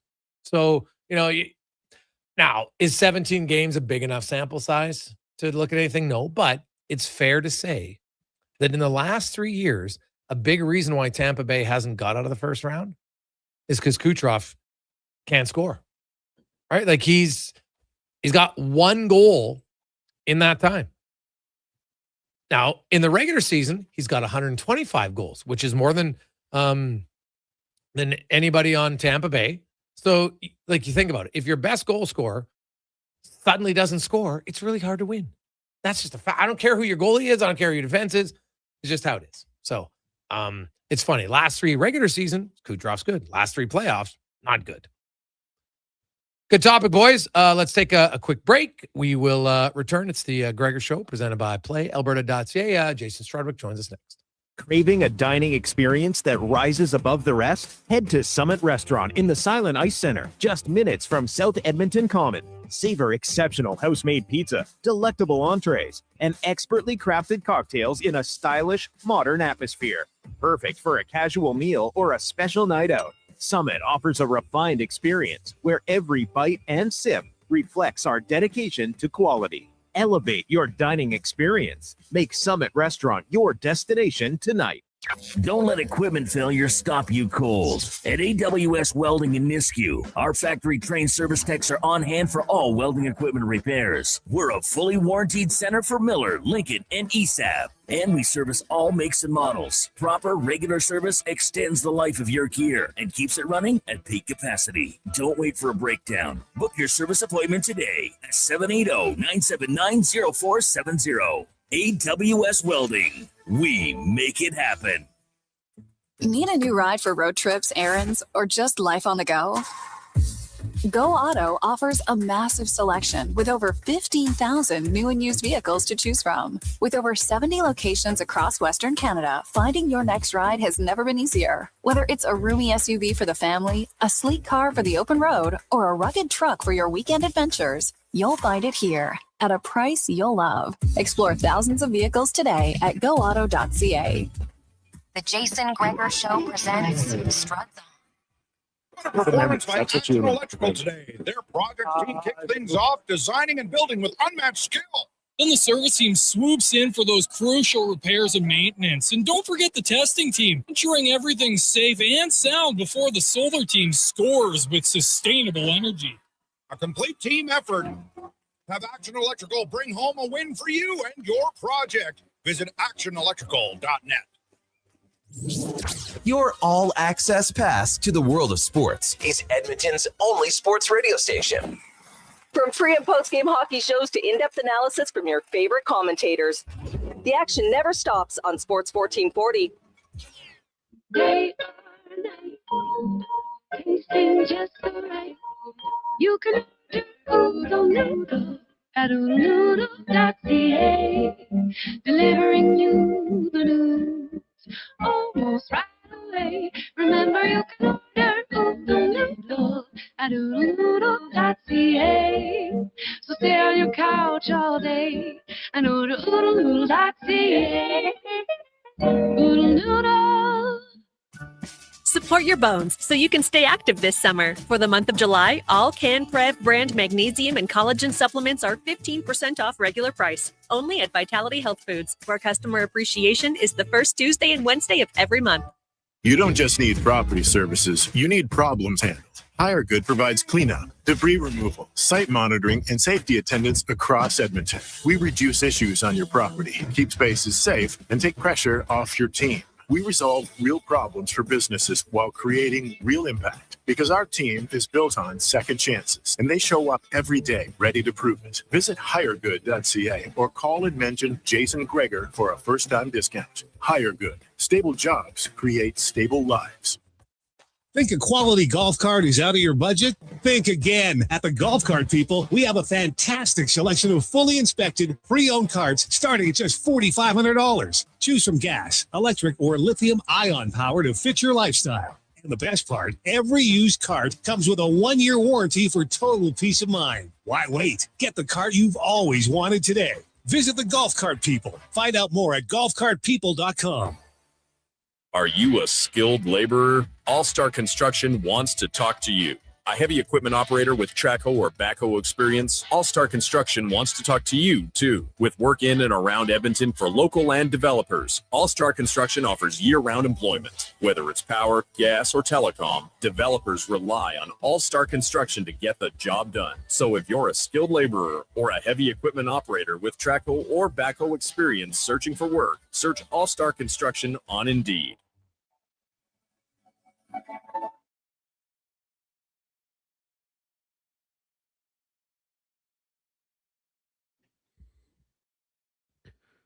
Portions of this hour brought to you by the Druid Irish Pub. Edmonton's favorite soccer home, the Druid Irish Pub is back in the Ice District across from Rogers Place. Watch all the games with 650 Heineken only at the Druid Irish Pub. He's not just another pair of glasses. It's the Jason Gregor Show. Thanks for checking out Edmonton Sports 1440. Presented by PlayAlberta.ca, Alberta's only regulated online gambling website.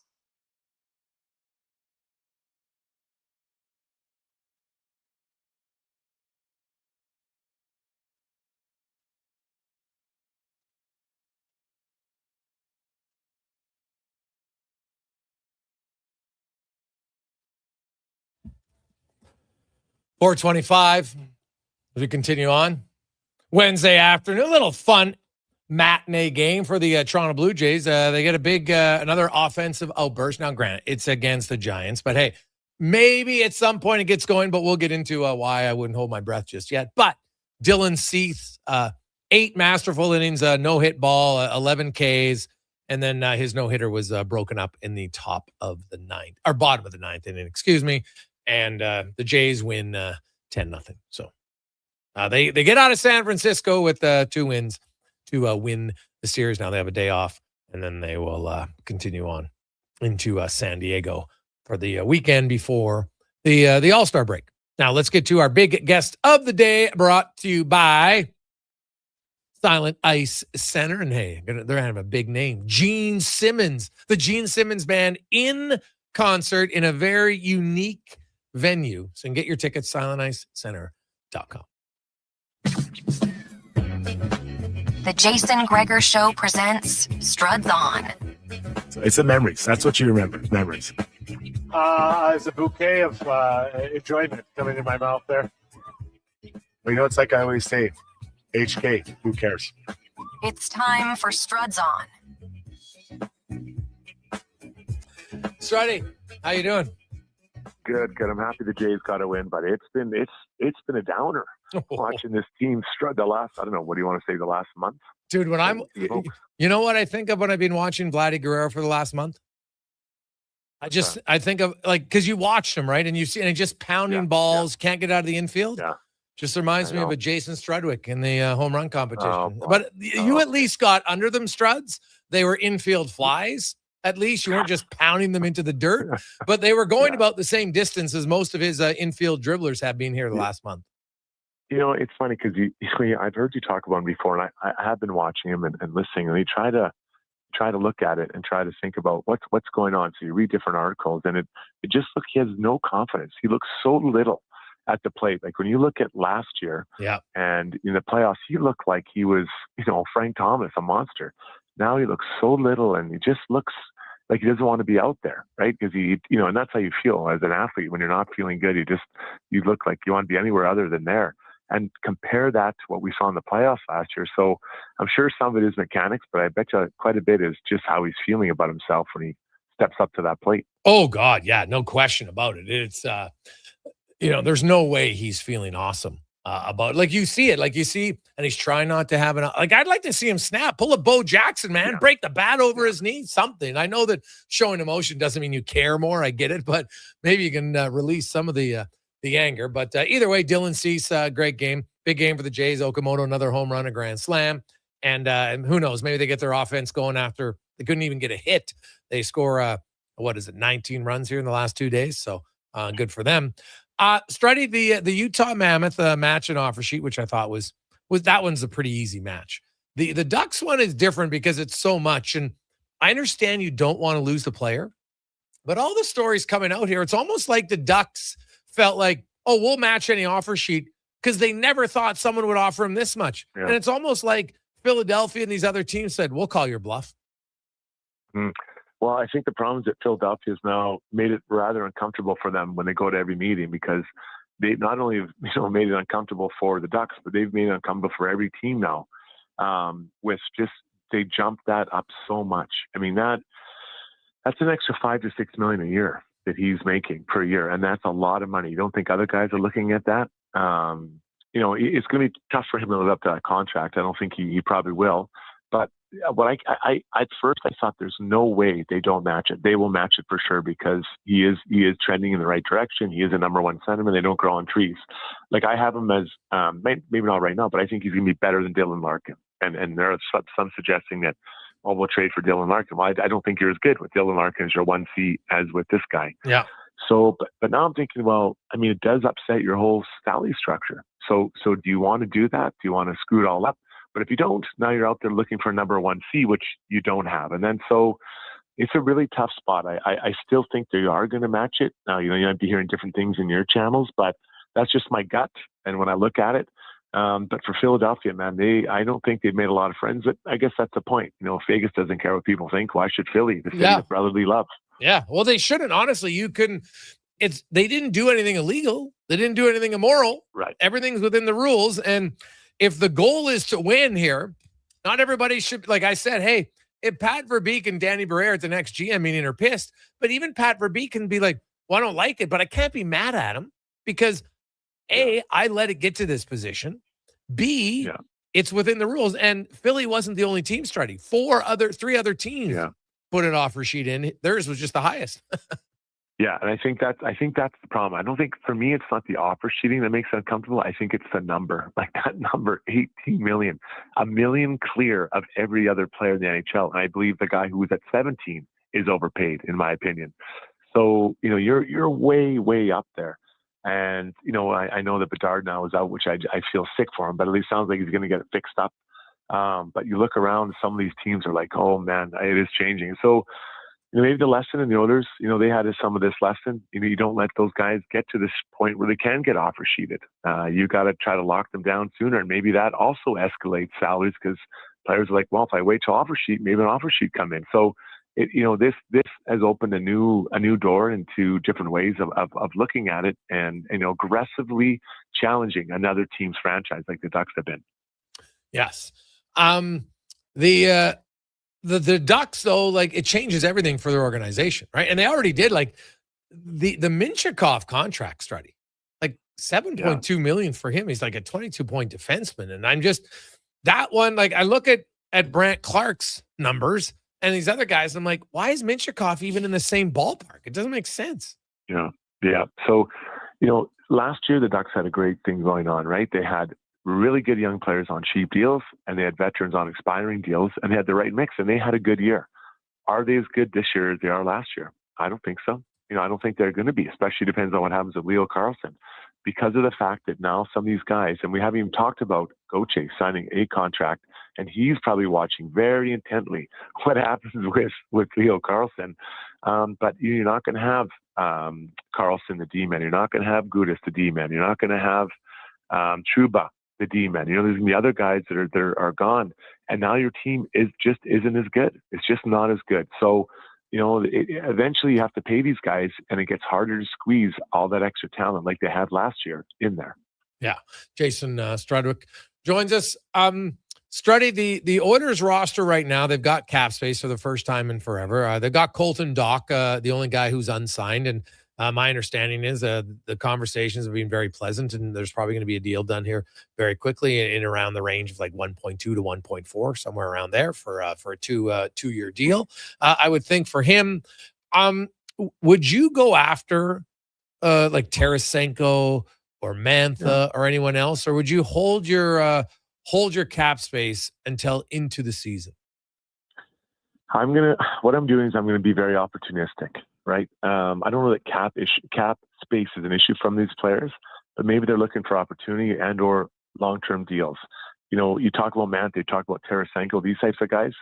I'd say, listen, I'm interested, but come back to me in a month. Let's just see where things are at. And not that you want to make them sweat, but you have to look after your organization, right? You want to make it and then see what you can do because Jack Roslovic was a really good deal at $1.5 million. Yeah. At $4 million. I'm not sure Toronto's going to get what they want out of him. We know what he is. He's an offensive guy that, doesn't play quite as much juice in his own zone.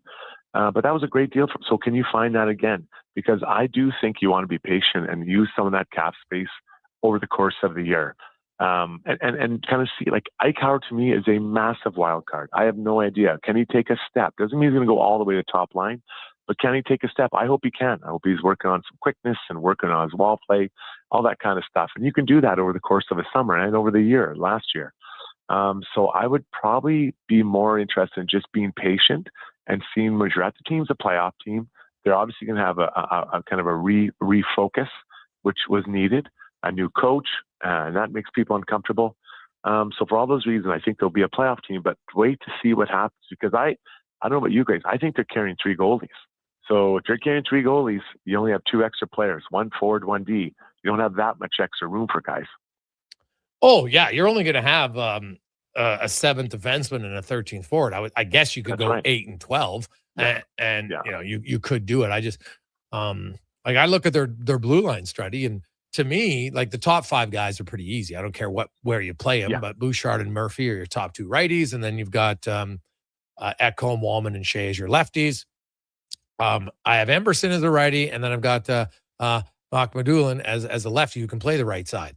Those are your 7 for me. Like Spencer Stashny doesn't really do anything for me. I was actually surprised he got $1.5 million, to be honest, because I don't really know what he does. And part of me wonders if the reason the owners gave him a 1.5 was because they felt like that might be high enough so teams won't claim him. So they'll put him in the minors. They'll have a small cap hit, but they'll have depth in case of injury.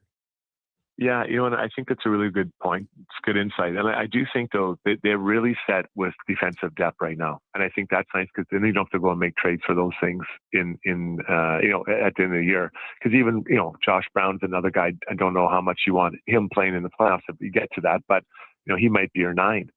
So you have quite a bit of depth in that spot, which is really good. That means you don't have to make those trades for those D-men. You can focus on hopefully a forward and not have to worry about the D and the goalies, because you have 3 goalies and then a couple guys in the minors that who knows where they're going to go. So there's depth back there. You can focus up front. But I think your laying out of the D is where it's at. I think those 5 will play, and then they'll want the young player from San Jose playing some games. And that's unfortunate for Emerson because he doesn't deserve to probably not be playing.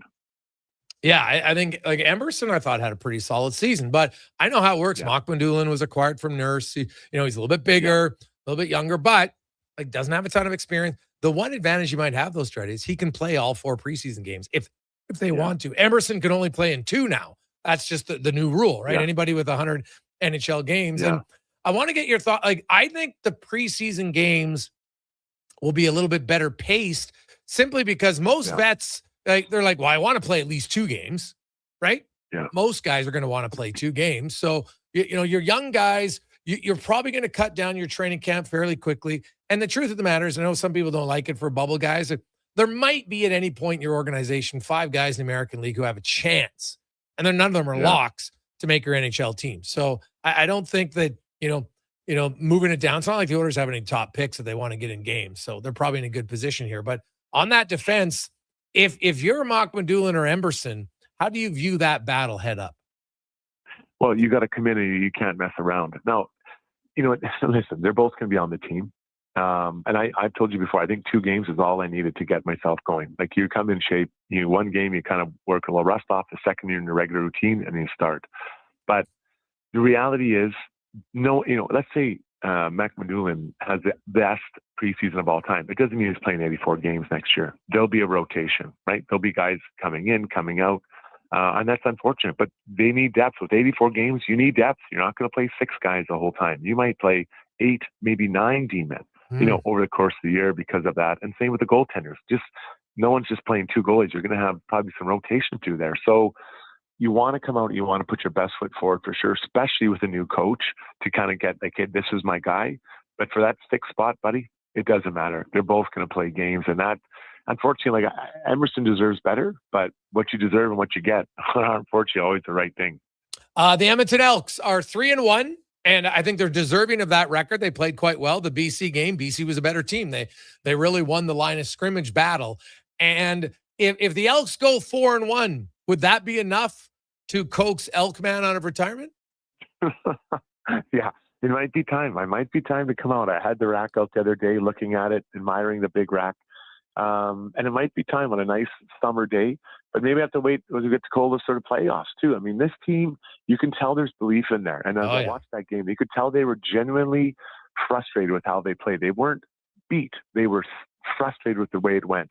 And I think that's a sign of a team that believes in themselves. So who do they play tomorrow night, right? Ottawa? Yeah, tomorrow night, Ottawa. Yeah. Yep. So, I mean, not the best team. So they should come out 4-1, especially a little pissed off, a bit of a shorter week, but whatever. Every team has to go for it or go through it. But I like the belief I'm starting to see in this team and in themselves. And I think that is important, and also to establish a reputation with your peers, the other teams. Struddy, who is your World Cup winner now? Oh man, these games have been insane. How about that Argentina game? Like that was incredible. Like I tell you, it's a little bit like the Olympics. I'm getting into soccer every 4 years, but you know what? I'm going to put France. I think they just have so much depth. So I don't know. Who have you got there? Yeah, well, France is. I'm going to go with someone other than France, just because everybody's picking France. Yeah, and I would like the team I'd like to win isn't going to win in Belgium, but I will say Argentina. I hope so. Or Norway. Those fans. Well, Norway would be unreal. Fun. Yeah. That's who they play England on Saturday, right? Yeah. So that should be a good battle. Oh. 2 European battles going at it. Because I think there's 6 teams from Europe still in there. That's pretty impressive. Yeah, they've been pretty good in this one. So, Struddy, have yourself a great one. We'll see you next Tuesday. Thanks, buddy. Talk to you then. That's Jason Strudwick joins us here on Sports 1440. Quick break. We'll come back. We got 5 questions and more. It's a Jason Gregor show. Sports 1440, sports1440.ca, YouTube, Facebook, X, and Instagram is always brought to you by PlayAlberta.ca. Thinking of growing your business? In partnership with Prairie's Can, the Alberta Chambers of Commerce is helping businesses explore new opportunities, new markets, and build connections through organized trade missions across Canada. Find the right mission for you at abchamber.ca/trade missions. It's cone season at McDonald's, which means vanilla cones are $1 each plus tax in the McDonald's app all summer long. Soft, creamy, and crunchy. For just $1 each plus tax exclusively in the McDonald's app. App download and registration required at participating McDonald's in Canada. Support your bones so you can stay active this summer. For the month of July, all CanTorque brand magnesium and collagen supplements are 15% off regular price. Only at Vitality Health Foods, where customer appreciation is the first Tuesday and Wednesday of every month. Boxing Week is back at the Brick. Don't wait until winter. Get blowout pricing now. Save 50% off sofas when you buy the matching piece. Save up to 25% off bedroom and dining, and save up to 40% off select mattresses. Plus, get free local delivery when you use your Flexity card. And buy more, save more. Up to $500 off select major appliances. Don't miss the return of Boxing Week, only at the Brick. Exclusions apply. See in-store for details.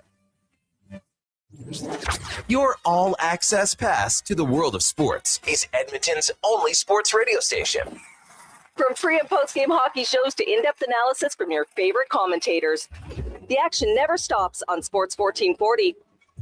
Whether you're a craft beer connoisseur or more of a wine aficionado, there's always something new to discover at Sherbrooke Liquor, a unique family-owned independent liquor store. The selection, incredible. The non-alcohol section is also very impressive. Sherbrooke Liquor, expert, knowledgeable staff with a passion for unique finds. More than just a liquor store, we're a community. Alberta's best, the one and only Sherbrooke Liquor. Wine, spirits, and oodles of beer. Visit SherbrookeLiquor.com. Mr. Rooter has deja vu. Mr. Rooter has deja vu. The bathroom is right over there, Mr. Rooter. Thank you, good sir.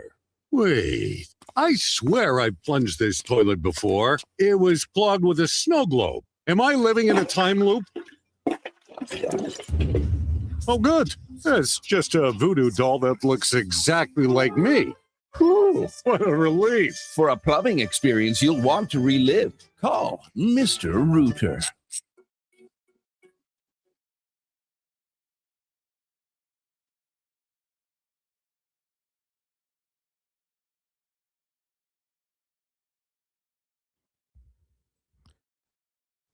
Portions of this hour brought to you by Crystal Glass, your clear choice for residential windows. Locally manufactured and installed, Crystal Glass provides a beautiful product and incredible customer services for all your residential needs. Call 310 Glass or visit crystalglass.ca for a quote. Pro sports, local sports, minor leagues, you got it all. It's the Jason Gregor Show on Sports 1440. Presented by PlayAlberta.ca, Alberta's only regulated online gambling website.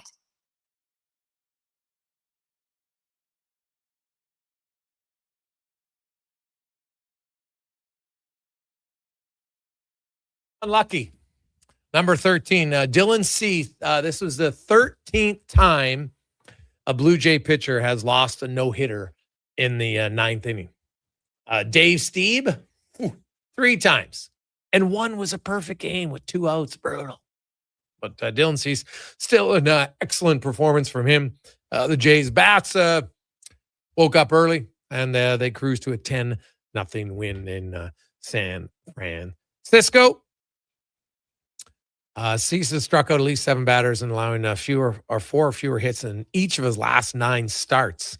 That's the longest streak by any major league pitcher in the modern era. So Dylan Cease is rolling right now. The only thing that gets him in trouble a little bit is his walks every now and then. But, man, he's almost, well, he's not being unhittable, but he's been pretty damn close, not giving up a whole bunch at all. 833-401-1440, 833-401-1440. Let's get to 5 questions brought to you by The Brick. Saving you more on furniture, mattresses, appliances, big screen TVs, and more. The Boxing Week sale, you got one more day to get in on fantastic deals, 40% off, 50% off, bedroom furniture, couches, sofas, and more. It's The Brick and thebrick.com.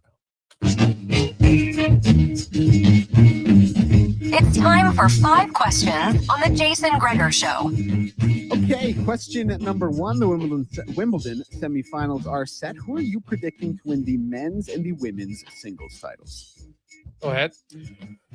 Men's low-hanging fruit, but I think I got to go with Jannik Sinner with Carlos's injury. He's the best male tennis player in the world today. That Novak match, I think, is going to be a lot of fun. On the women's side, Coco Gauff, I think, is the obvious choice. I think it would probably her. But Marta Kostic, the Ukrainian, she's had a really, really good 26. I think she'll beat Noskova. I think she'll be in the final. But I will go with Coco Gauff. Coco. Ooh, all right. And what about on the men? Yeah, Jannik Sinner. I think he gets it. He's just too good. It's one of those ones. He's just too good. Yeah, I know it's boring. Yeah, to so lame to go with him. But if you're asking, like, why would I pick someone else? So I will. Coco Gauff's a good one. She is she's what, 7th seed, and I think she's the highest seed left. I'm gonna go with Noskova. She's been playing pretty good. No, she has. Question number 2. The New York Islanders are having a design a jersey contest for their 27-28 alternate jerseys. If you could design any jersey for any pro sports team, what would it look like? I was talking to Tommy because he's Tommy Gazzola, our new morning show host. He's like the resident jersey guy. He's in on it, and he thinks the Oilers are going to have like a Flint, in Will Ferrell, that what was it, Tropical Flint, whatever the name of their team was. Yeah, the Tropics. And so he thinks they might have a theme similar to that. So if I was designing a jersey for any pro team, oh God, like, dude, I can't. I got no artistic ability. It's brutal. So I just like simple. I like the lettering diagonal down the front of a jersey. Nothing special. I know that's extremely boring because I can't draw. So how the hell could I design something? And I'm not using AI. No, not using any of that slop. No thanks. So I would just go straight across, and I would go with which team? The Knicks. And I might have a bigger K and then just go down to the NICKS.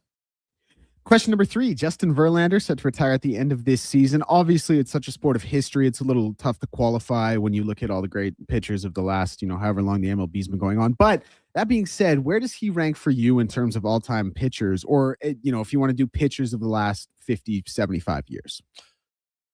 Well, he's obviously, what is he? I think right now he's like tied for like 30-something for wins. But wins are one thing because you still got to be in a good team, no question, right? And nowadays guys get pulled out, but he's been unreal. I mean, pitching since what, 2005? I think it is. Is that when he first started? Now that might have been late in that year, so maybe his first full season was 2006. But like that guy was unreal right from the get-go. Like his first full season in the majors, he was awesome, and he's basically continued it that way. So I think amongst pitchers now, because wins and strikeouts and all that, he would from Where would I put him? I guess he probably is around like top 25 pitchers of all time. That's probably where I put him. Question number 4. Where would you put him? I mean, I just don't know baseball well enough to really talk about it with any accuracy, but top 25 certainly seems right. Like, I know, like, if you look at strikeouts, he's top 10. So maybe my 25 is actually not high enough now that I think about it. So, because I think he's 8th in Ks. So, now, obviously, he's been able to have the ability to pitch for a long time. That helps for your strikeouts, no question, right? But if you look at it, like his innings pitched is actually way lower than a lot of the other strikeouts leaders. Like he's almost a strikeout. I pulled it up. He's almost a strikeout per inning pitched. He's got 3,554 strikeouts, and he's pitched 3,571 innings. Like Don Sutton has 21 more strikeouts than him, but he's pitched 1,700 more innings. So, yeah, I think I'm way low on Verlander. He's probably top 10. All right. Question number 4. If you could bring back one player from the 2024 Edmonton Oilers Cup Run team and drop them on this current roster, who would it be?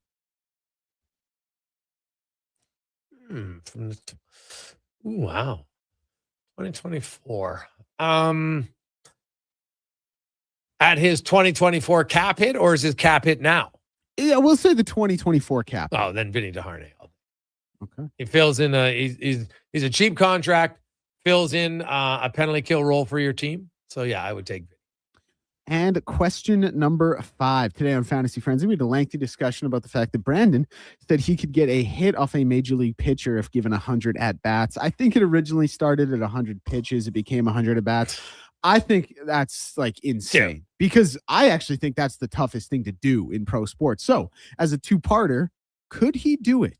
No. And 2, what is the hardest thing to do in pro sports? Dude, you know what? It's too bad that he faked his leg injury this summer because I'd actually had it because I heard him talk about this once before.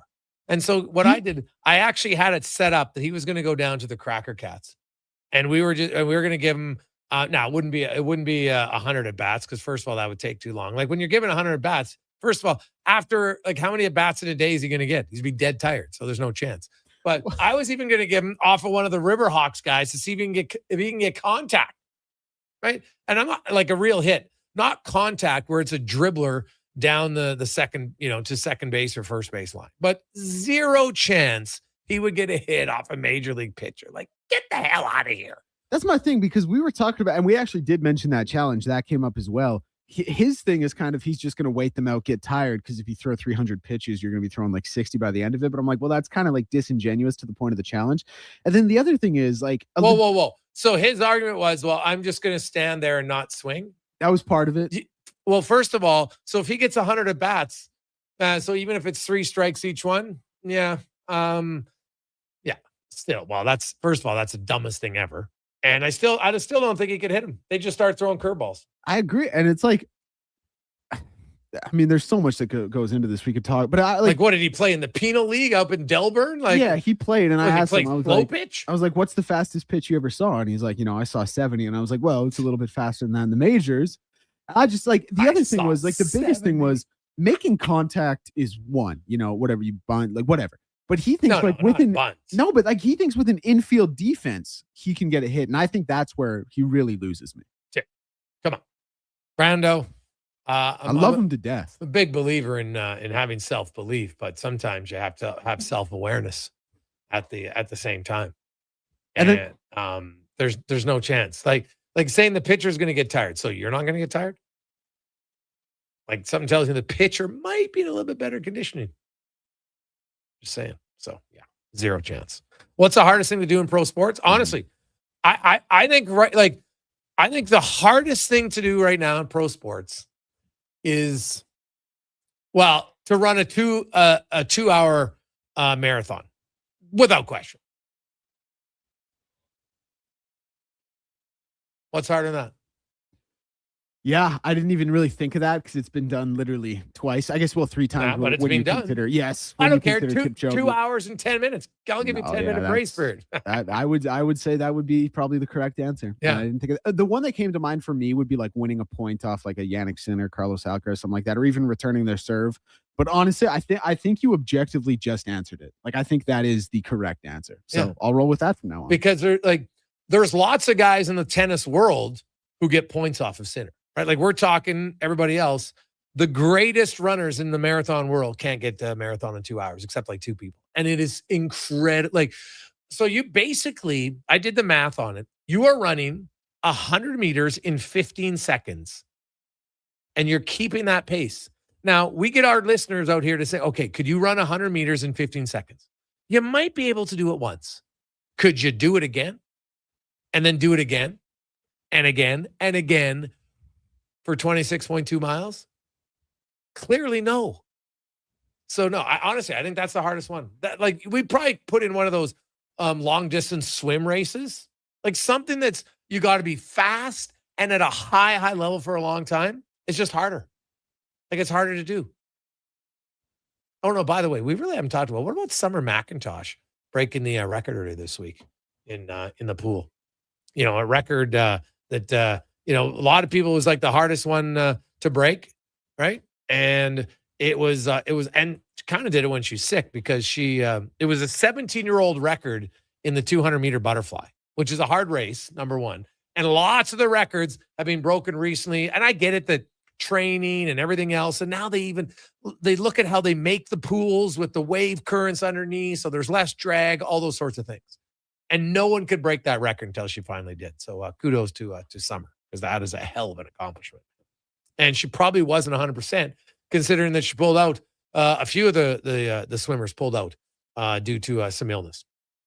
But yeah, man, running a marathon, like, it'd be like right now, how many people listening could run a 400 meter in a minute? Just think about how tired you would be to do a 400 meter in a minute. And then you got to keep that pace for 2 hours. Like, it's so ridiculously hard. It's crazy for me. Crazy. So there you go. Let's take a quick break. Let's get to Declan Kruger and a Sports 1440 update brought to you by Northgate Chevrolet Buick GMC. It's not that hard right now to get a great deal at Northgate because you can get employee pricing for the month of July. Check it out, northgategm.com. This is the Sports 1440 update. Toronto Blue Jays walking away victorious early today as they beat the Giants 10-0 games right now. So the Astros and Nats tied 0-0, as are the Mariners and the Marlins, and the Cubbies and the Orioles. Wimbledon finals from earlier today saw Sasha Zverev and Arthur Ferry winning their quarterfinal matchups in straight sets. In the women's quarters, it was Linda Noskova and Marta Kosta getting by in their matches. News from the sporting world: Connor Bedard with a shoulder injury set to miss 4 months following his surgery. As heard on the show earlier today, Utah Mammoth have matched Bear Hayden's offer sheet from the Devils, will not be able to trade the pending UFA. And Daniel Alfredson confirms he did in fact interview for the Maple Leafs head coaching job. Elsewhere, decorated Canadian swimmer Kylie Massey has committed to the 2028 Olympics after a 6-month reset from the sport. And Jake Dolegala has been named the starter for the Hamilton Tiger Cats in their Week 6 matchup versus the Rough Riders. I'm Declan Kruger. This has been a Sports 1440 update. Sports 1440 in West Edmonton Mall and Wetaskiwin. CKJR is a Stingray radio station. Download the free radio player app and listen wherever you go. Say hello to Alberta's home for reeling and dealing. With Play Alberta, you can spin into the excitement of popular slots like Cash Eruption and Desert Fantasy. Experience Alberta-exclusive games and get in on the action of live dealer tables with all new elevated stakes. However you prefer to play, the fun is ready when you are. Visit playalberta.ca/Gregor to learn more. That's playalberta.ca/Gregor. Must be 18 plus to play. If you gamble, use your game sense. Listen up, friends. Operation Pizza is a go at Papa John's. They're introducing new personal pizzas just in time to celebrate the premiere of Toy Story 5. These adventure-sized pies come in new exciting flavors like Sheriff's Roundup, Space Ranger-oni, and Reach for the Pie. Or take your personal pizza to infinity and beyond by creating your own flavor just for you. Order 2 or more with Papa Pairings and get yours for only $9.99 each. New personal pizzas are ready for takeoff. See Disney and Pixar's Toy Story 5 in theaters June 19th. Legacy Heating and Cooling is serious about cooling. In fact, we offer multiple ways to cool your home. So you better Call Legacy. Call Legacy. If you're looking for traditional air conditioning, we got you. Call Legacy. Call Legacy. Or ask us about a heat pump to help you heat and cool. Call Legacy. Call Legacy. Cool with AC or cool with a heat pump. Cool your home with Legacy Heating and Cooling. The job isn't done until the last load is hauled, and having a semi-trailer out of commission is not an option. Whether replacing or adding to your convoy, Edmonton Trailer has a huge inventory of new and used semi-trailers, trusted by the gravel, logging, oil field, fluids, and freight industries. Find a trailer right for you online or at one of their 3 locations. For sales, service, parts, rental, and finance, when you're in it for the long haul, Edmonton Trailer. Wondering what you can afford? Let Go Auto do the math with our free car loan calculator. No pressure, no awkward convos, just quick answers on your budget and payments. Bad credit, no credit? We got you. Text check to 780-777-7777. That's check to 780 all 7. Find out what you qualify for and start shopping with confidence. Go Auto. Drive what you love with payments that make sense. Come for Canada's largest trade shows, the biggest names in entertainment, exhilarating sporting events, and more. And stay for the experience at the Edmonton Expo Centre. Looking for the perfect place to host your next big event? From trade shows to galas, meetings, and concerts, the Edmonton Expo Centre has the space, event expertise, and service to make your next event unforgettable. With over 522,000 square feet of flexible event space, in-house catering, and operational expertise, they bring your biggest vision to life. Learn more at EdmontonExpoCenter.com today. For over 60 years, the folks at Diablo Boots have been selling the best Canadian-made boots. Handcrafted in Winnipeg, Canada West makes the best quality cowboy, biker, and work boots for Diablo Boots with replaceable soles and heels. Why buy cheaper quality like Ariat, Justin, and Red Wing made in China when Canadian-made is better? Support Canada's workers and Diablo Boots for the best boots. So save on boots by Save On Foods. That's Diablo Boots, 3340 Gateway Boulevard on the east side of Save On Foods. Canada West and Diablo Boots, the 2 best names in the boots business. Question: what do you do with your metal? Lawn ornaments. Statues. I made this hat for Kitty, but it's a little heavy. Sorry, Mr. Fluffles. At Metal Supermarkets, they encourage you to submit your creations to the Metal My Way Gallery today. You can win some great prizes. Go to metalmyway.com, a celebration of metal mastery. Proudly sponsored by Metal Supermarkets, the local convenience stores for Southside, West End, metalsupermarkets.com.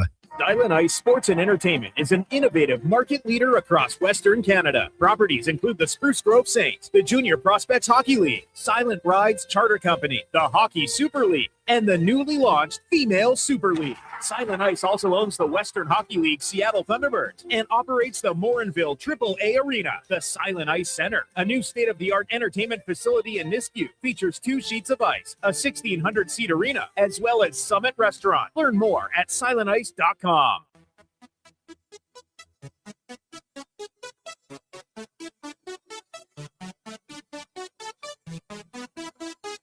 Peace.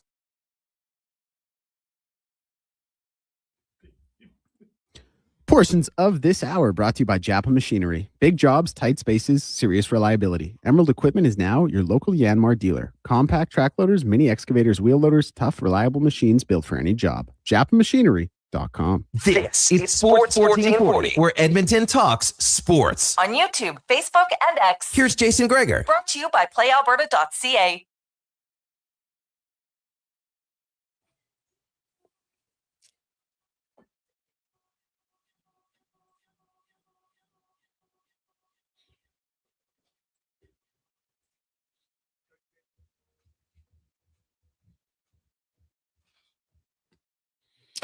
Just after 5 o'clock. How you doing? Gregor, Kruger, Paulson with you on a lovely Wednesday afternoon. Of course, World Cup, a few days off, and then they will get into the quarter final starting tomorrow, France and Morocco. Then Friday, Spain, Belgium. Saturday has 2 games, Switzerland, Colombia. Or no, what am I saying? Switzerland, Colombia. Switzerland will be playing against Argentina, and it'll be Norway against England. And then the semifinals are next Tuesday, Wednesday, and the final goes on Saturday, the 18th. So a little bit of a scheduling advantage for France, Morocco, Spain, and Belgium, because they would have one extra day's rest. I don't know if it's a massive one, but it'd be a small one because one of those 4 teams will be getting through on that Tuesday semifinal. 833-401-1440, 833-401-1440. It's a Gregor Show. It's always brought to you by PlayAlberta.ca, Alberta's only regulated online gambling website where 100% of the revenue stays right here in the province. PlayAlberta.ca. As it's time for the Spec Report, brought to you by GS Construction, and they are hiring operators, pipe layers, top men, and more. Go to gsconstruction.ca and look up careers. As Mark Spector from Rogers Sports joins us. Spec, good afternoon. How you doing? Doing great, man. Beautiful day. Lots going on. Oh yeah, I know. As a former pitcher, were you watching Dylan Cease try for his second no-hitter? No, but I was listening to your show. I got in the car and I turned you on, and then the first thing you said was, hey, Dylan Cease is taking a no-hitter in the ninth, so I turned you off and I found the game on my phone and listened to it instead of your show. And I heard the first guy up in the ninth drops one into center field, and then I went back and listened to some more of your show. It's all good, buddy. No-hitters don't happen, but they've only ever happened once in Jay's history. The 13th time, however, they've had a pitcher enter the ninth with a no-no and got broken up. So Dave Steve was the one that did the most of those, right? He had like 2 or 3 of those. He just couldn't. What was the name of his book? Tomorrow Will Be Perfect. Yeah, well, he did pitch a no-hitter in September of 1990, and then he had 2 other no-hitters broken up with 2 outs in the ninth, and he had a perfect game broken up with 2 outs in the ninth. 3 times with 2 outs in the ninth, and they get you. Isn't that? Like, what does a guy have to do to deserve that? Come on. That's just sad. So I didn't see any of Dylan Cease today, so don't ask me what he looked like, but I did listen to the end of it, and I was excited for him. Who doesn't love a no-hitter? The no-hitter is one of the weird things in sports where by the end of the game, all the fans on the other team, like anyone left at whatever we're calling Candlestick Park these days, it's in San Francisco. Anyone left there stayed for one reason. It's 10-0. Their team's getting trounced. They're all cheering for the other guy to get their team out. Like, it's a unique, right? It's a unique moment in sports. Yeah. Oh, it like you watch them, like they're getting crushed in the game 10-0. But man, the hitter was fist pumping to break up the no-hitter. Like, it gets pretty competitive. And I get it. I understand it. Hey, we can't win the game, but let's at least not let them give us a no-no. So I understand that. Specca, you look at, we were talking about it, about the Oilers, and do you think they need to get a scoring winger, either via trade or a late free agent signing now, or do they wait until during the season for a trade? I think that they can. I think they have enough of a team here to hang around in the season. First of all, they're not in a really strong division. So I think with the lineup they have right now, with a team that says, okay, we're going to pay attention this regular season because we didn't last regular season, with a new coach who is, by all accounts, ready to install a more tougher defensive system and have everybody here paying a little higher attention to keeping the puck out of their net, with better goaltending, with a pretty decent blue line here. With all of those things, Jay, I think they have enough roster right now to get them well into the season and even to the trade deadline and still be very competitive in terms of winning the Pacific. Like, I think that, and then at the deadline, now you can go to town and bring in 2 guys with all the cap space you have. What do you think? Yeah, I look at it, and everything depends on the price point, right? If I can get Tarasenko on a Roslovic type contract, and I know the cap's gone up, so it's, this year it might be 2.5 instead of 1.5. I'd consider it, because then I'd still have some cap space at the deadline, right? Similar to Mantha, although Mantha's lack of playoff production gives me pause for sure, and I think that might be a reason why teams haven't signed him yet. So, we'll see. Maybe some teams are still waiting. There's tons of cap space left there, but I just look at it, and we're seeing more teams willing to trade guys. Like if I could get Brian Rust at the deadline, I would take him over both of those guys. And I get Brian Rust for 2 years. Brian Rust has been extremely consistent. And I love how he plays. You know what? He's played in the playoffs. He knows how to compete, all those sorts of things. This guy can score goals, but I like how he scores goals. So Brian Rust or even Raquel, both of those guys are $5 million players, Spec, and you could get them for 2 playoff runs. So that's something that I probably would strongly consider more. And I'm not sold on the Penguins. Now, they surprised me last year. I didn't think they were going to be a playoff team last year, so I could be wrong again. But I would be willing to wager and say, okay, let's see if Pittsburgh's out of it. And if they are, then we can make a deal with them. And if not, there's going to be some other good teams that we think are going to be in now, Spec, but they're not going to be in come February. And then they might be willing to trade guys. There's always guys open in March that you didn't have a chance at in the summertime, right? There's always guys. Just first of all, go on to Puckpedia and look at all the guys who are going to be UFAs after this season. Any of those guys whose teams aren't making the playoffs, they're available.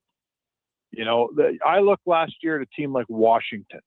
Washington was supposed to be a playoff team. Remember 2 years ago, Carberry won the Jack Adams. They were really good. They had they had done a retool. They had the Protus brothers. They were looking so good. They made the playoffs. And then last year they didn't make playoffs. And they surprised everybody. And last year Pittsburgh made the playoffs and surprised everybody. So my point is this. Every year there's 4 teams out there at least who mapped out a season in which they would make the playoffs. And now the deadline comes and they ain't making the playoffs. And it is the for sale sign goes up. So that's why I like my theory. Hang on till the deadline. And with the cap space the Oilers have, I mean, they could get a top 3 defenseman and a top line winger with the cap space they have right now. Oh yeah. Oh, for sure. Right. Like you accrue cap space and it's a significant amount. So I don't think they're in a rush to do it. Sorry to interrupt. Hart Levine says his formula is take your cap space at the deadline and times it times 4.5. Right. Oh, so if you got $6 million at the deadline, times it by 4, that's 24, and then a 0.5 on that. I'm not going to do the math, but you looked at about 26 million worth of AAV.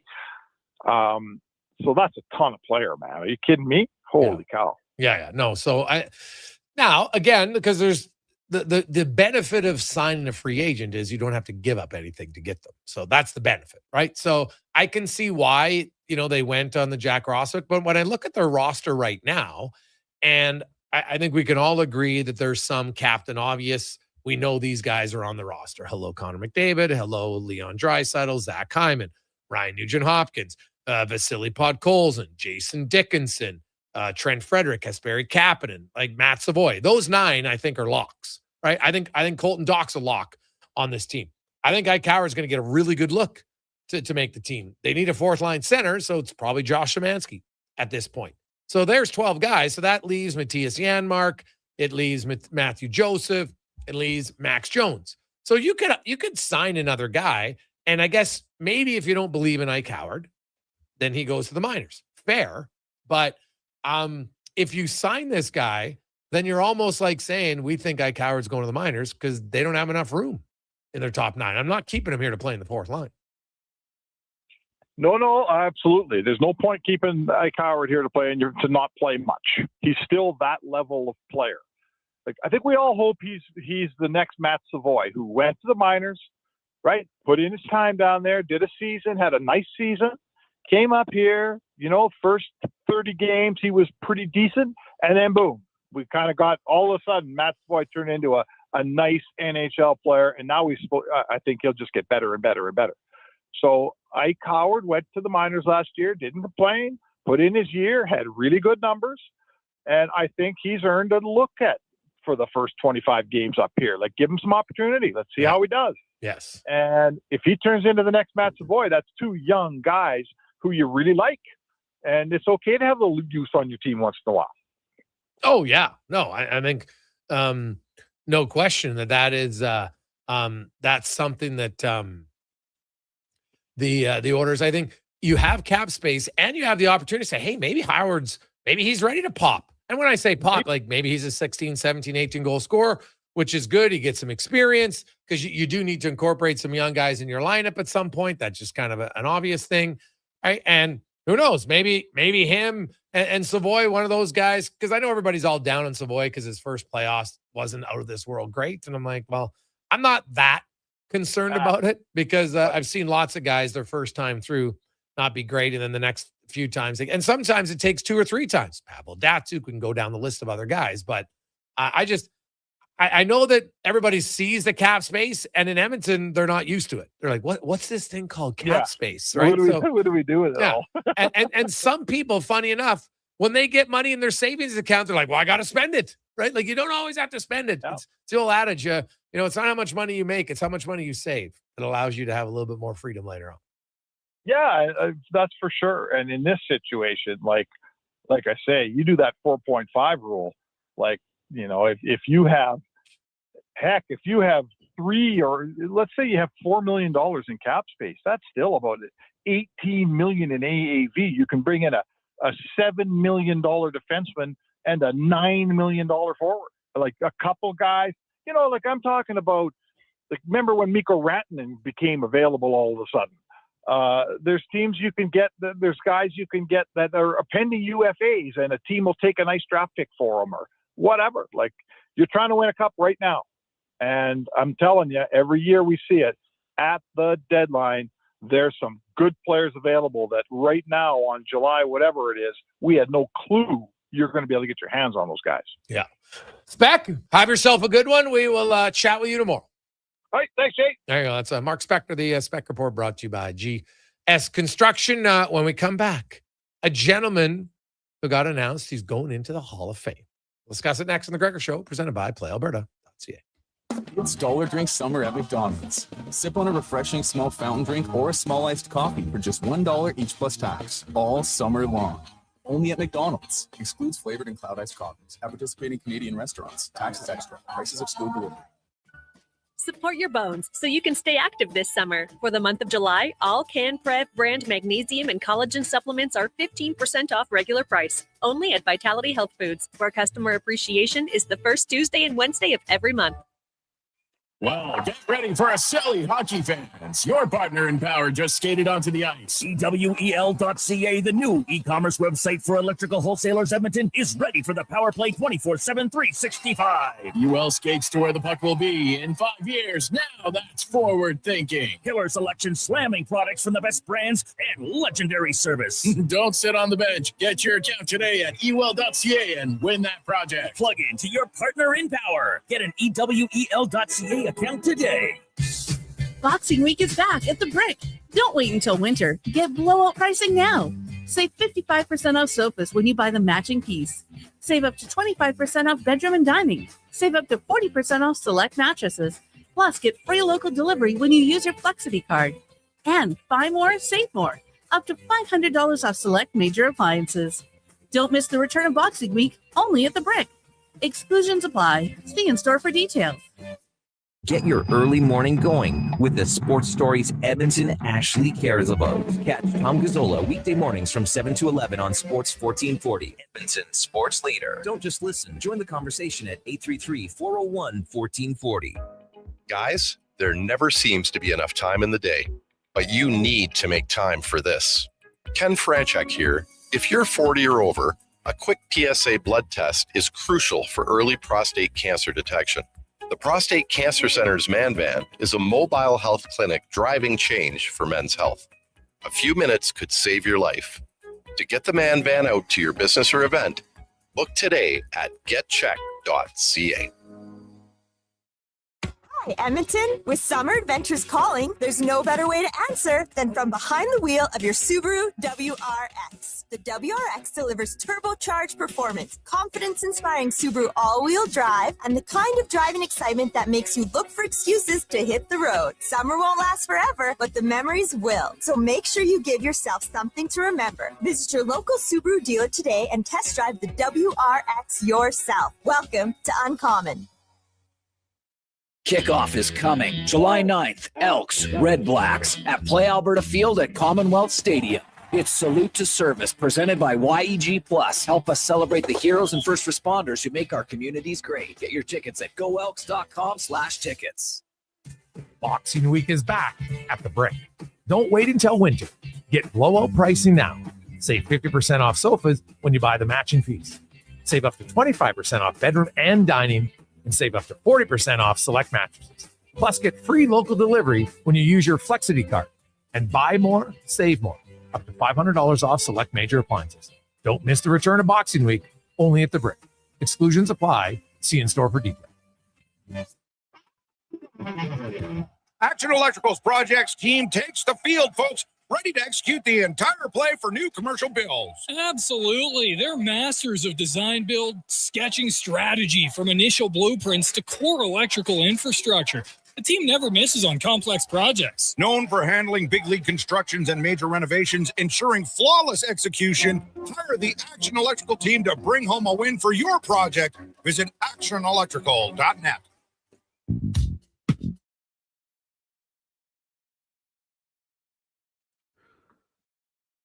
Portions of this hour brought to you by CanTorque. Made in Canada, made for Canada, where extreme isn't theoretical. Find your solution at www.cantorque.com. This is Sports 1440, where Edmonton talks sports. On YouTube, Facebook, and X. Here's Jason Gregor. Brought to you by playalberta.ca.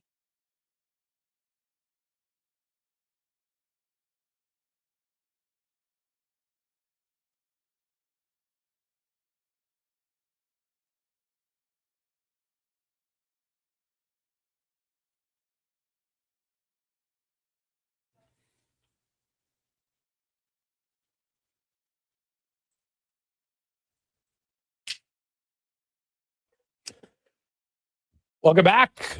Wednesday afternoon. Hope you're having a lovely day. Now, I heard there was a power outage in the south side for a little bit. Hopefully, everybody's power is back up and ready to roll. It's never great. Hopefully, it was just a short-term thing on the south side. Didn't hit anybody else, but if you did, hopefully you got your power back. 833-401-1440, 833-401-1440. You're listening to the Gregor Show, presented by playalberta.ca, and it's time for our football report, brought to you by Legacy Heating and Cooling. Well, no payments, no interest for 1 year on your AC unit. Stay cool all summer long at legacyheating.ca. And our next guest, excited to have him on the show. It's been a while since we had him on the show. Of course, one of the all-time great defensive linemen in CFL history, played over 200 games, 14 season, was a six-time CFL All-Star. Played in 4 Grey Cups, winning with Calgary, and is 5th all-time on the CFL sack list with 136. Charleston Hughes joins us. Charleston, congratulations on being named into the CFL Hall of Fame, man. That's awesome. How you doing? I'm doing pretty good, man. Thank you for all those great words you just said. Hey, man, that's I saw the video with Mr. Mace inviting you to the Hall of Fame. Can you kind of? I was watching your reaction, and obviously you're smiling and you're happy, but kind of as you're listening to it, and you're like, oh my God, like I'm going to the Hall of Fame here. What's kind of going through your mind in that moment?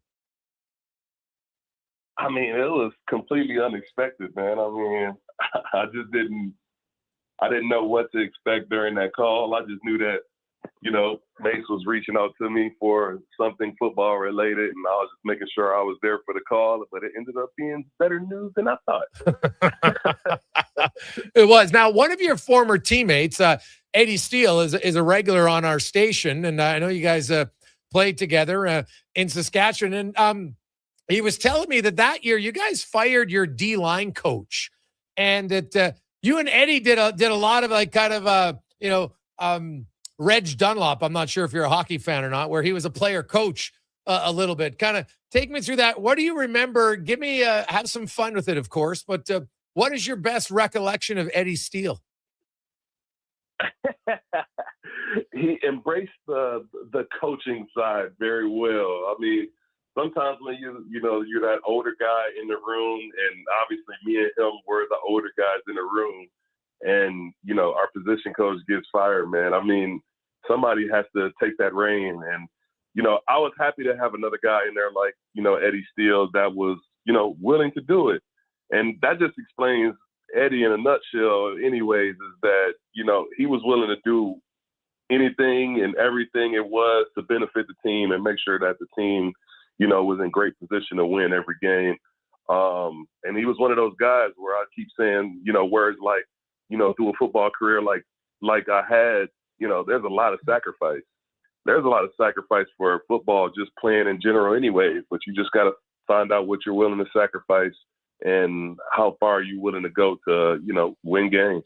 Now, Charleston, you played with a lot of guys over your career. Did anybody wear extra small T-shirts more than Eddie Steele? Let me see. Let me think. No. Oh, he loves it. I love it, though. His guns out all the time. Maybe Jordan Reeves. Oh, okay. Okay. Awesome. I like that. Now, tell us about, you know, for you kind of coming up to the CFL. And, you know, I've talked to so many guys who, you know, some were very honest, like, man, I didn't know much about it. I didn't know what to expect. And, you know, when I got up there, I was pleasantly surprised. Kind of take us back to your introduction to the CFL. What was your first thoughts when you came up for your first camp? I definitely didn't know what to expect. I just knew that I had an opportunity. I knew that I had some ex-teammate of mine in college who came and played in BC, Chris Wilson. Okay. So he was one of the guys who kind of went up there and he gave me some insight about, yeah, it's good. You'll be a good fit. And I just gave it a try, man, and just rolled the dice.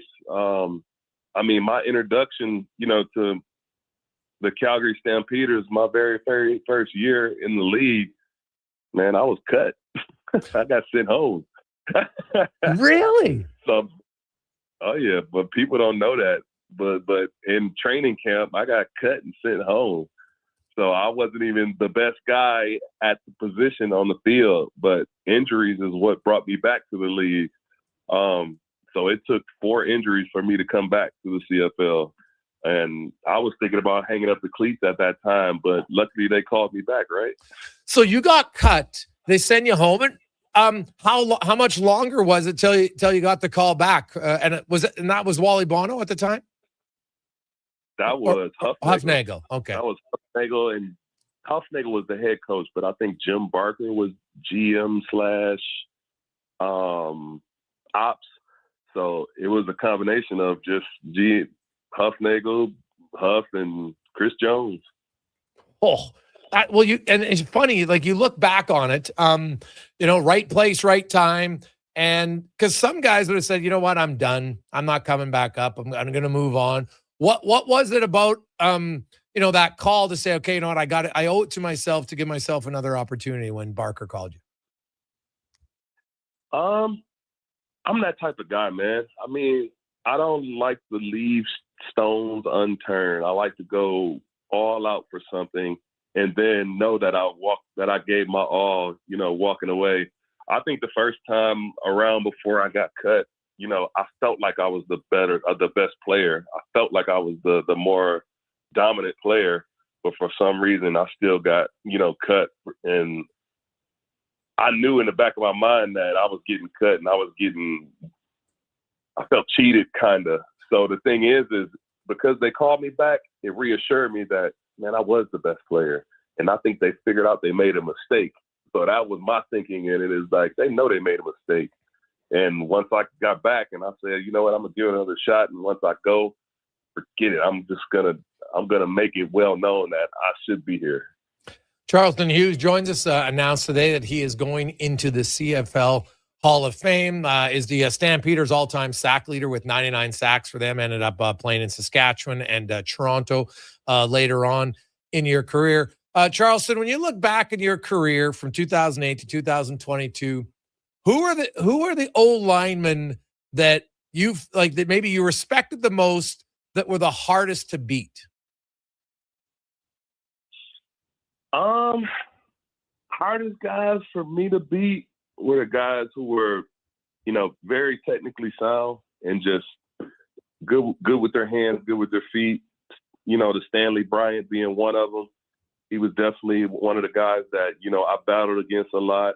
The Tony Washingtons, guys like that, who were super athletic, super strong. I guess another guy that I can name off the top of my head is like the Chris Van Zyles. You know, it's guys that, you know, really stepped up to the plate and gave me their all, and they knew they were going to get their all from me.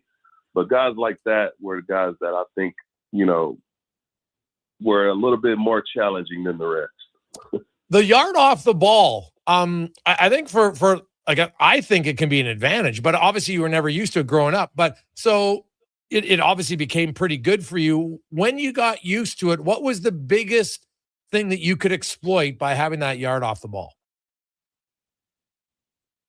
I mean, the biggest thing that you can exploit with having a yard off the ball, and a lot of young guys don't even know this, and, you know, now I'm starting to unlock the code for guys. And then the only guys that really paid attention were guys like Sean Lemon and, you know, and people, Jaguar Davis and people like that I had to unlock the code for them, is you got to be able to manipulate space. And if you use that yard off the ball to manipulate space and, you know, put the offensive lineman in compromising situations, then that's the gift of having that yard off the ball. Now, if you can't grasp that, then it'll be a long day for you. So how have you learned to manipulate that space? Are we talking like spin moves, stunts? What is it? What's the best way to manipulate that space? The best way to manipulate it is through, you know, alignment.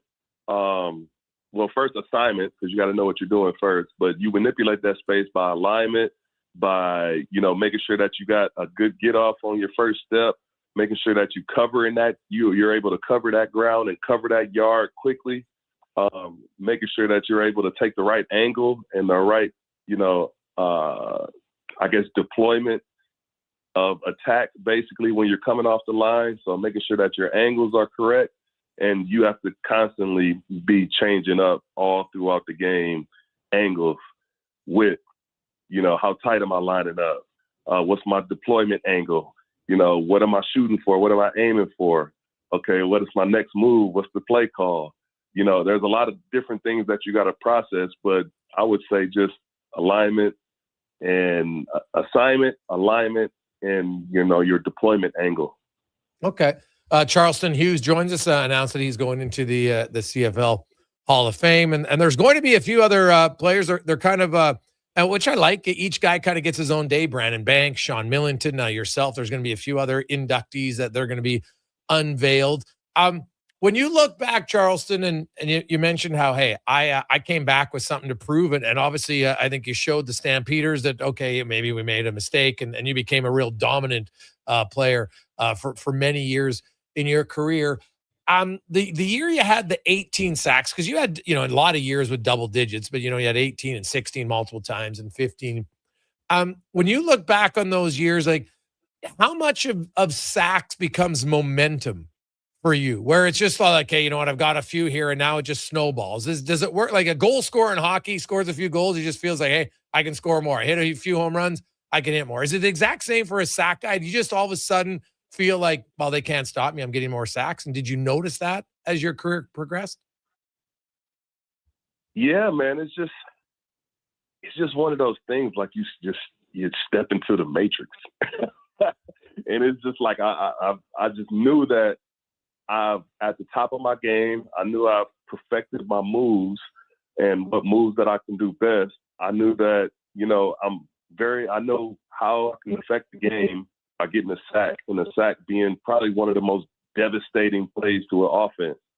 So I knew how much my team leaned on me for that also. So if I wasn't getting there, and if I wasn't getting to the quarterback, or nobody was getting to the quarterback, shoot, the team was looking at me the whole time. And so when you got that kind of pressure on you, and you know you have that kind of, you know, impact in a game, man, I took it upon myself to know that I have to perform and I have to make that happen every time, or I felt like I was losing a game for us. So when you make it like that for every player to play like that and to play like I have an impact in this game, and if I don't do what I'm supposed to do and what I'm here to do, then I'm not putting my team in position to win the game. Now, if I'm correct that you had 3 fumble return touchdowns in your career, and I think your first one would have been in like your 4th season in the league. How do you compare the feeling to a sack to a fumble return touchdown? See, the thing is, man, you look for that trifecta play. You know, that's the special play. That's when I started thinking even more, you know, like a veteran player. And I think that's when I really started unlocking, you know, sacks for myself. Is I started transitioning myself out of not just going for the sack and taking out the quarterback and being happy with that. I started taking my thought process to the next level and thinking, I'm going to go after the ball, still get the sack. Now we just created a turnover. Now we're in position to get a touchdown. Hopefully I can get it all myself. I can get the sack. I can get the fumble recovery, the forced fumble. I can get the fumble recovery, and I can score a touchdown, which I've done all that before too. But that's when I transitioned, and I think that's what kind of unlocked, you know, even more of an impact in the game. Is not just get the sack. Let's get the sack and let's get the forced fumble, and that is a sack on its own. So I don't have to take the quarterback down to get a sack. I can take the ball from the quarterback and make it a sack, forced fumble, fumble recovery for somebody else, and potential touchdown. Okay. When you look at you started out your career, lots of guys, you know, you're in one city for 10 years. You're thinking, I'm probably going to retire here. Take me back to 2018 and leaving Calgary and end up in Saskatchewan. How difficult was that? It was difficult, man, because I definitely thought I was going to be in Calgary for my entire career. I even tried to come back to Calgary to try to, you know, finish my career in Calgary. Just things didn't just work out. You know, there was no room for me there. So when it really boils down to it, you know, that transition was hard. But the same thing is, man, when I'm up against something like that and I'm on the back end of my career is what people say, I don't listen to it. And I just kind of do what I'm supposed to do in that moment and that time and don't think ahead and just know that I still got something to prove. I'm not on the back end of my career. I can still produce. I can still play at a high level. I can still be the best defensive player on any team that I go to. I just have to go out and prove it. So that was the one thing that I felt like I still had to keep a chip on my shoulder the entire time and find motivation in other places. And that was my motivation, was going to SAS and playing for, you know, the biggest fan support based team in the league and make it my own and make it, you know, how can I have the most impact there? Charleston Hughes joins us. Charleston, congratulations again on being inducted into the Hall of Fame. How's your speech writing skills? I don't know, man. I can talk all day, really. If you want to keep me for an hour, I talk for hours. Okay. It ain't pretty hard, man. Like I do a lot of speaking engagements and public speaking skills, and man, I'll go up there and just speak from the heart and just make it authentic. Okay, so you'll just have a few bullet points. Maybe you're not going to write down the whole speech. I won't write down a single word. It'll all come straight off the top of my head, straight from the heart. Awesome. Well, man, well deserved. I love seeing your reaction with the phone call from Mace. I'm sure it's great when you get it from a coach of yours. You know, somebody you know who obviously understands and really respects your ability. A great day for you and your family. So congratulations, and I hope you really enjoy the induction ceremony. Should be a hell of a day. Thank you. Appreciate it. That is Charleston Hughes, one of the greatest defensive linemen the CFL has ever seen. Top 5 in sacks. Obviously has the record for most sacks all time for a Calgary Stampeder. And man, he was a force. Like there was times where he was just unstoppable. He could disrupt the game by himself. And when you have a D lineman that can do that, it just makes everybody else's job so much easier. Because you don't know when it's coming, but eventually it's coming. And it's not like sacks are one thing, but just constant pressure. And you have linemen that are a little jittery. Quarterbacks are a little bit jittery. he was one of those guys who was a difference maker. That was well deserved. It was kind of an easy, I think, decision for the committee to want to put in Charleston Hughes, kind of a no-brainer. So Sean Millington's in, Brandon Banks is in, Charleston Hughes, and they'll have a few other inductees. I kind of like how the CFL's doing it. Each guy gets their own day, and then they'll announce another one next week, and leads up towards the induction ceremony later on this year. Let's take our final break. We'll come back. We'll get to the 2-minute warning with Cam Tate on the Gregor Show, presented by PlayAlberta.ca. Listen up, friends. Operation Pizza is a go at Papa John's. They're introducing new personal pizzas just in time to celebrate the premiere of Toy Story 5. These adventure-sized pies come in new exciting flavors like Sheriff's Roundup, Space Rangeroni, and Reach for the Pie. Or take your personal pizza to infinity and beyond by creating your own flavor just for you. Order 2 or more with Papa pairings and get yours for only $9.99 each. New personal pizzas are ready for takeoff. See Disney and Pixar's Toy Story 5 in theaters June 19th. Legacy Heating and Cooling is serious about cooling. In fact, we offer multiple ways to cool your home. So you better call Legacy. Call Legacy. If you're looking for traditional air conditioning, we got you. Or ask us about a heat pump to help you heat and cool. Call Legacy. Call Legacy. Cool with AC or cool with a heat pump. Cool your home with Legacy Heating and Cooling. Support your bones so you can stay active this summer. For the month of July, all CanPrev brand magnesium and collagen supplements are 15% off regular price. Only at Vitality Health Foods, where customer appreciation is the first Tuesday and Wednesday of every month. Hey, hon, I'm getting expressions and images to frame my hockey card collection in the man cave. Perfect. I'll come with you and bring our wedding photos. For sports memorabilia and family treasures, think Expressions and Images, your local custom framer since 91. You name it, we frame it. The Riverhawks are back, and the fun is too. Catch Italian Plumber Video Game Night, Star Wars with a post-game fireworks show, and kids crash the park Sunday with a poster giveaway presented by Save On Foods. Bring the family. Kids tickets from $10 at GoHawks.ca. Got a car you're ready to part with? Find out what it's worth, fast, easy, and totally free at Go Auto. We're talking top dollar trade-ins, whether it's a little worn or still rocking that new car smell. Just a few clicks, and boom, you've got your value. Text value to 780-777-7777 to start. That's value to 780 all sevens. Why guess what it's worth? Let Go Auto show you the money.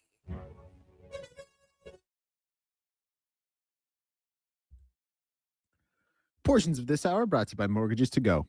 Need cash and equity in your home? Mortgages to Go has you covered. When the bank says no, they say yes, and they've been doing it in Alberta for over 23 years. Call 1-888-888-5998 or visit mortgagestogo.ca. He's not just another pair of glasses. It's the Jason Gregor Show. Thanks for checking out Edmonton Sports 1440. Presented by PlayAlberta.ca, Alberta's only regulated online gambling website.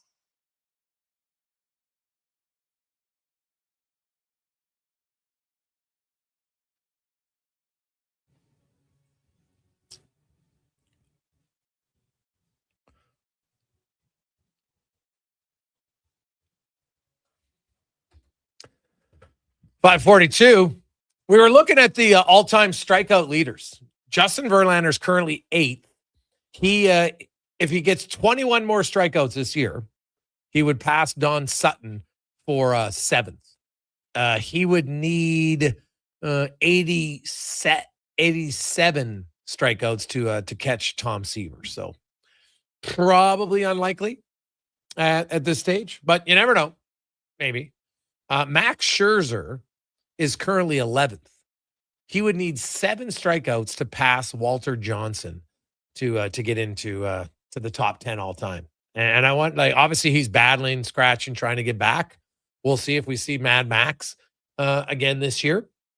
If we do, though, you have 2 players today in top 10. And if you look at their innings pitched, like Max Scherzer has only pitched 2,985 innings.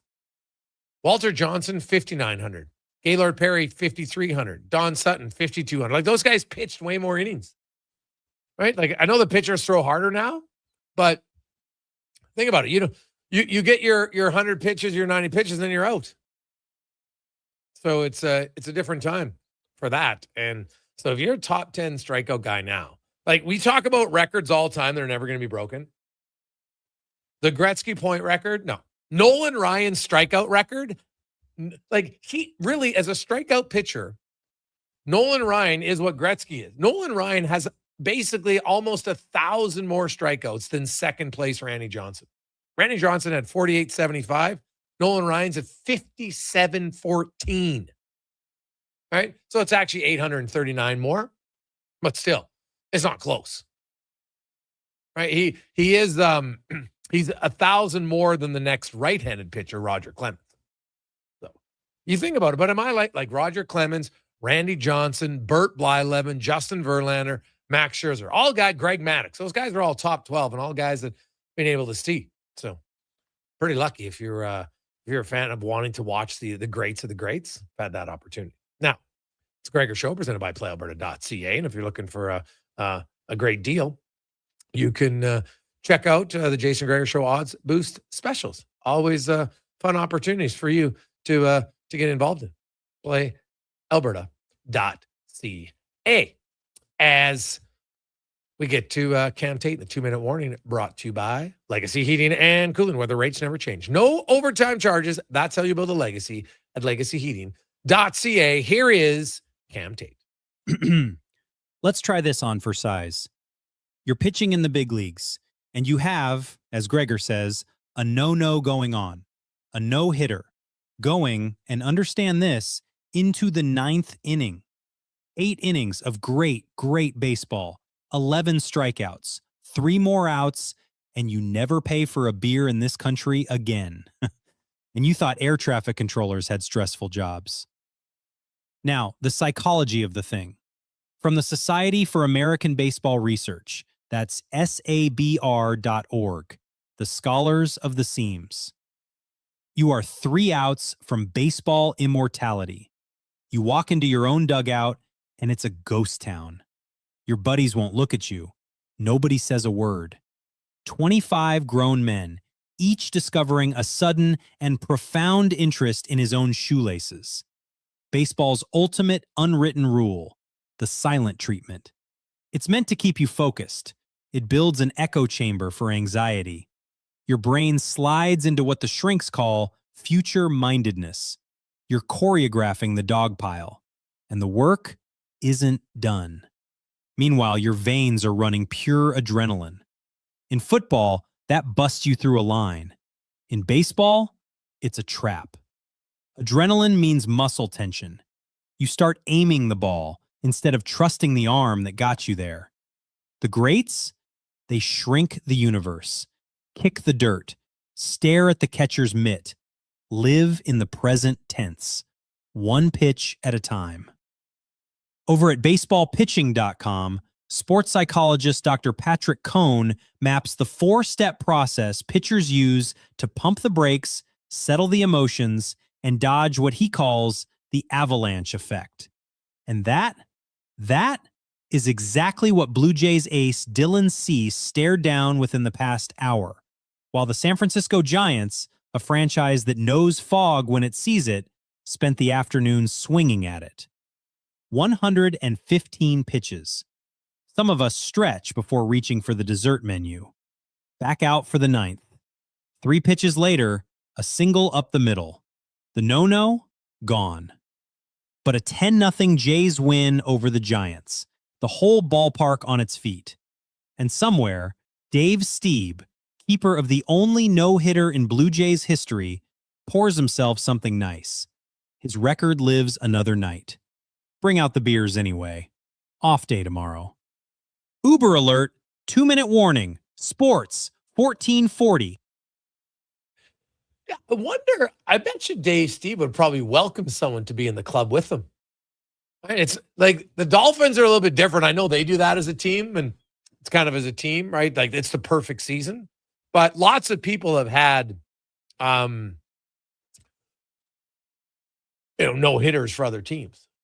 Right? I think Dave Stieb, having been there that many times, he's probably like, God, it would be nice if someone else could get one. And Cease, he has had now 3 no-hitters through 8 innings in the last 5 years. That's the most of any pitcher. Two of them got broken up in the ninth. One, of course, was a no-hitter back in July of 2024, but he had himself a heck of a performance today, going 8 innings before the first batter of the ninth, a single up the middle. That was the only blemish on his record today. So pretty good outing. And I think OPA stats, I want to find that stat, but OPA stats had a number on Dylan Cease that I found quite interesting. Let's find it here. Where is it? Oh yeah. So in his last 9 starts, he struck out at least 7 batters while allowing 4 or fewer hits. That's the longest streak by any pitcher in MLB modern era.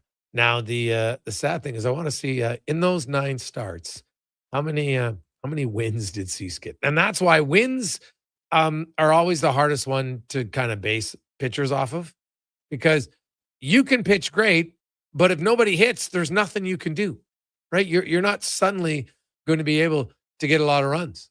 So you look at it. He had 1 hit over 8 innings today. And he won.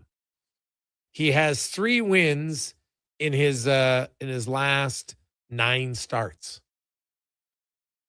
3 wins and 9 starts, and he's only given up the maximum of 4 hits in those games. Now, base on balls have been a little bit of a problem for him. So that's always a little bit misleading. You have to look at it because he's had walks of 4 walks in 4 of those games. So that adds up a little bit more. So we'll see. 833-401-1440, 833-401-1440, excuse me. Woo! Quickly, Declan, to this week in the CFL, which kicks off again tomorrow night. You've got the green and gold taking on the Ottawa Red Blacks, Toronto, Winnipeg, Calgary, Montreal, Hamilton, and Saskatchewan. What's your thoughts on the QB injuries in Winnipeg and Hamilton? Yeah, Hamilton, they're in a really tough situation. Obviously, Trey Ford comes in. They don't necessarily like what they see. Not only do they go and sign Jarrett Dagey, Jake Delgado is going to be starting that game in Saskatchewan. I mean, they'd be tough in that environment anyway as a backup quarterback, but to have to go to your third option, sign a new guy because you don't trust your second, really, really tough situation for Hamilton. It brings up an interesting conversation, like what's the rest of Trey Ford's career going to look like? Like, that was that his one shot in Hamilton and it already isn't panned out in a Milanovic offense? So we'll see what happens there. I like Saskatchewan in the game. For Winnipeg, like, I actually like Taylor Elgojma. They also traded for Drew Brown. Like, I was a little curious why he didn't get the reps. I like Taylor's game. I know it wasn't that flashy, 11 for 15, 86 yards. He had the 1 touchdown. The problem with that game is, and I know it's in Winnipeg, but all Toronto does is score. Now, to be fair, to be fair, Winnipeg doesn't exactly, score points for or have points scored against them. It's at home, but I just think Chad Kelly, for all of his faults, he's going to be able to pick apart that defense. It's going to be a high-scoring game that Taylor Elgojma won't be able to keep up with. So I like both. I like both backup quarterbacks to lose this week. I'll put it this way. That way, I should say. All right. Okay. The Saskatchewan Hamilton one's kind of obvious though. Like, yeah. You know what I mean? Like, yeah. It's just, Yeah. Like, they're on the road. The Calgary Montreal game is pretty intriguing to me. Super fun game. Right. Like, super fun game. Like, I think, like, the bookend games of the week, I think Edmonton should beat Ottawa. And I think Saskatchewan will beat Hamilton. The middle 2 games, like Montreal, Calgary. Man, Calgary has been, I know they're only 2-2, but they've been in it. They're competitive, man, and their offense right now is rolling. So obviously Montreal, like, that game could be one of those games where there's like 800 plus yards between the 2 teams. Yeah, real Big 12 game. I have no idea what Calgary's identity is yet, because obviously they have that game where they put up almost 60 points against Toronto, which is unheard of even for the CFL. Not that they've ever had any real down games, but that week 1 against Winnipeg, they lose it 30-28. They're a strange team to me. I think this is a real litmus test against Montreal, who's a really good team. Their only loss this season is to the Elks. Calgary's on the road. I think this game is going to tell us a lot about who the Stamps are. Yeah, that's fair. Right. Montreal, they're still, I would probably argue they still might be the team to beat. So we'll kind of see where it goes, but I still think they might be the team to beat. The Elks are getting closer, but They got to hold on to the ball. That's going to be the test moving forward. As a group, they're fumbling the ball way too much. Receivers, running backs, too much. 5:54. We'll take a quick break. We'll get to Declan Kruger with our final Sports 1440 update. Then we got some Fox Sports for you. Tom Gazzola back tomorrow morning at 7 a.m. Sports 1440 update brought to you by the Oilersnation Golf Tournament, which of course is in support of Gregor's grads. You want to get out? It's an unbelievable. It's Friday, August 29th. Look it up. Oilersnation Annual Golf Tournament, all in support of the Gregor Foundation. Put a foursome in. You'll have a great time. Here's Declan Kruger.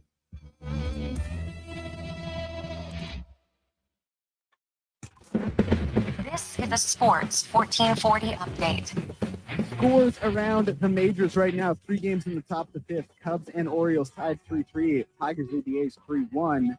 And the Mariners trail the Marlins 2-0. Other games in the league right now. Braves and Pirates tied 0-0. Rays lead the Yankees 2-0. Phillies lead the Reds by the same score. And the Mets lead the Royals 1-0 in the top of the 3rd. One final today saw the Blue Jays over the Giants 10-0. Wimbledon finals from earlier. Sausage there of an Arthur Ferry getting by their quarterfinal matchups in straight sets. In the women's quarters, with Marta Kostic and Linda Moskova getting by their quarters in straight sets as well. Edmonton Riverhawks will be in action against Nanaimo, 7:05 first pitch for that one down at Remax. And in the sporting world, Mark Cuban accusing Dallas Mavericks owners of freezing him out in a proposed arena move, while the Denver Nuggets have waived veteran center Jonas Valanciunas. And if you missed it in the hockey world, Connor Bedard set to miss 4 months after following his shoulder surgery. I'm Declan Kruger. This has been a Sports 1440 update.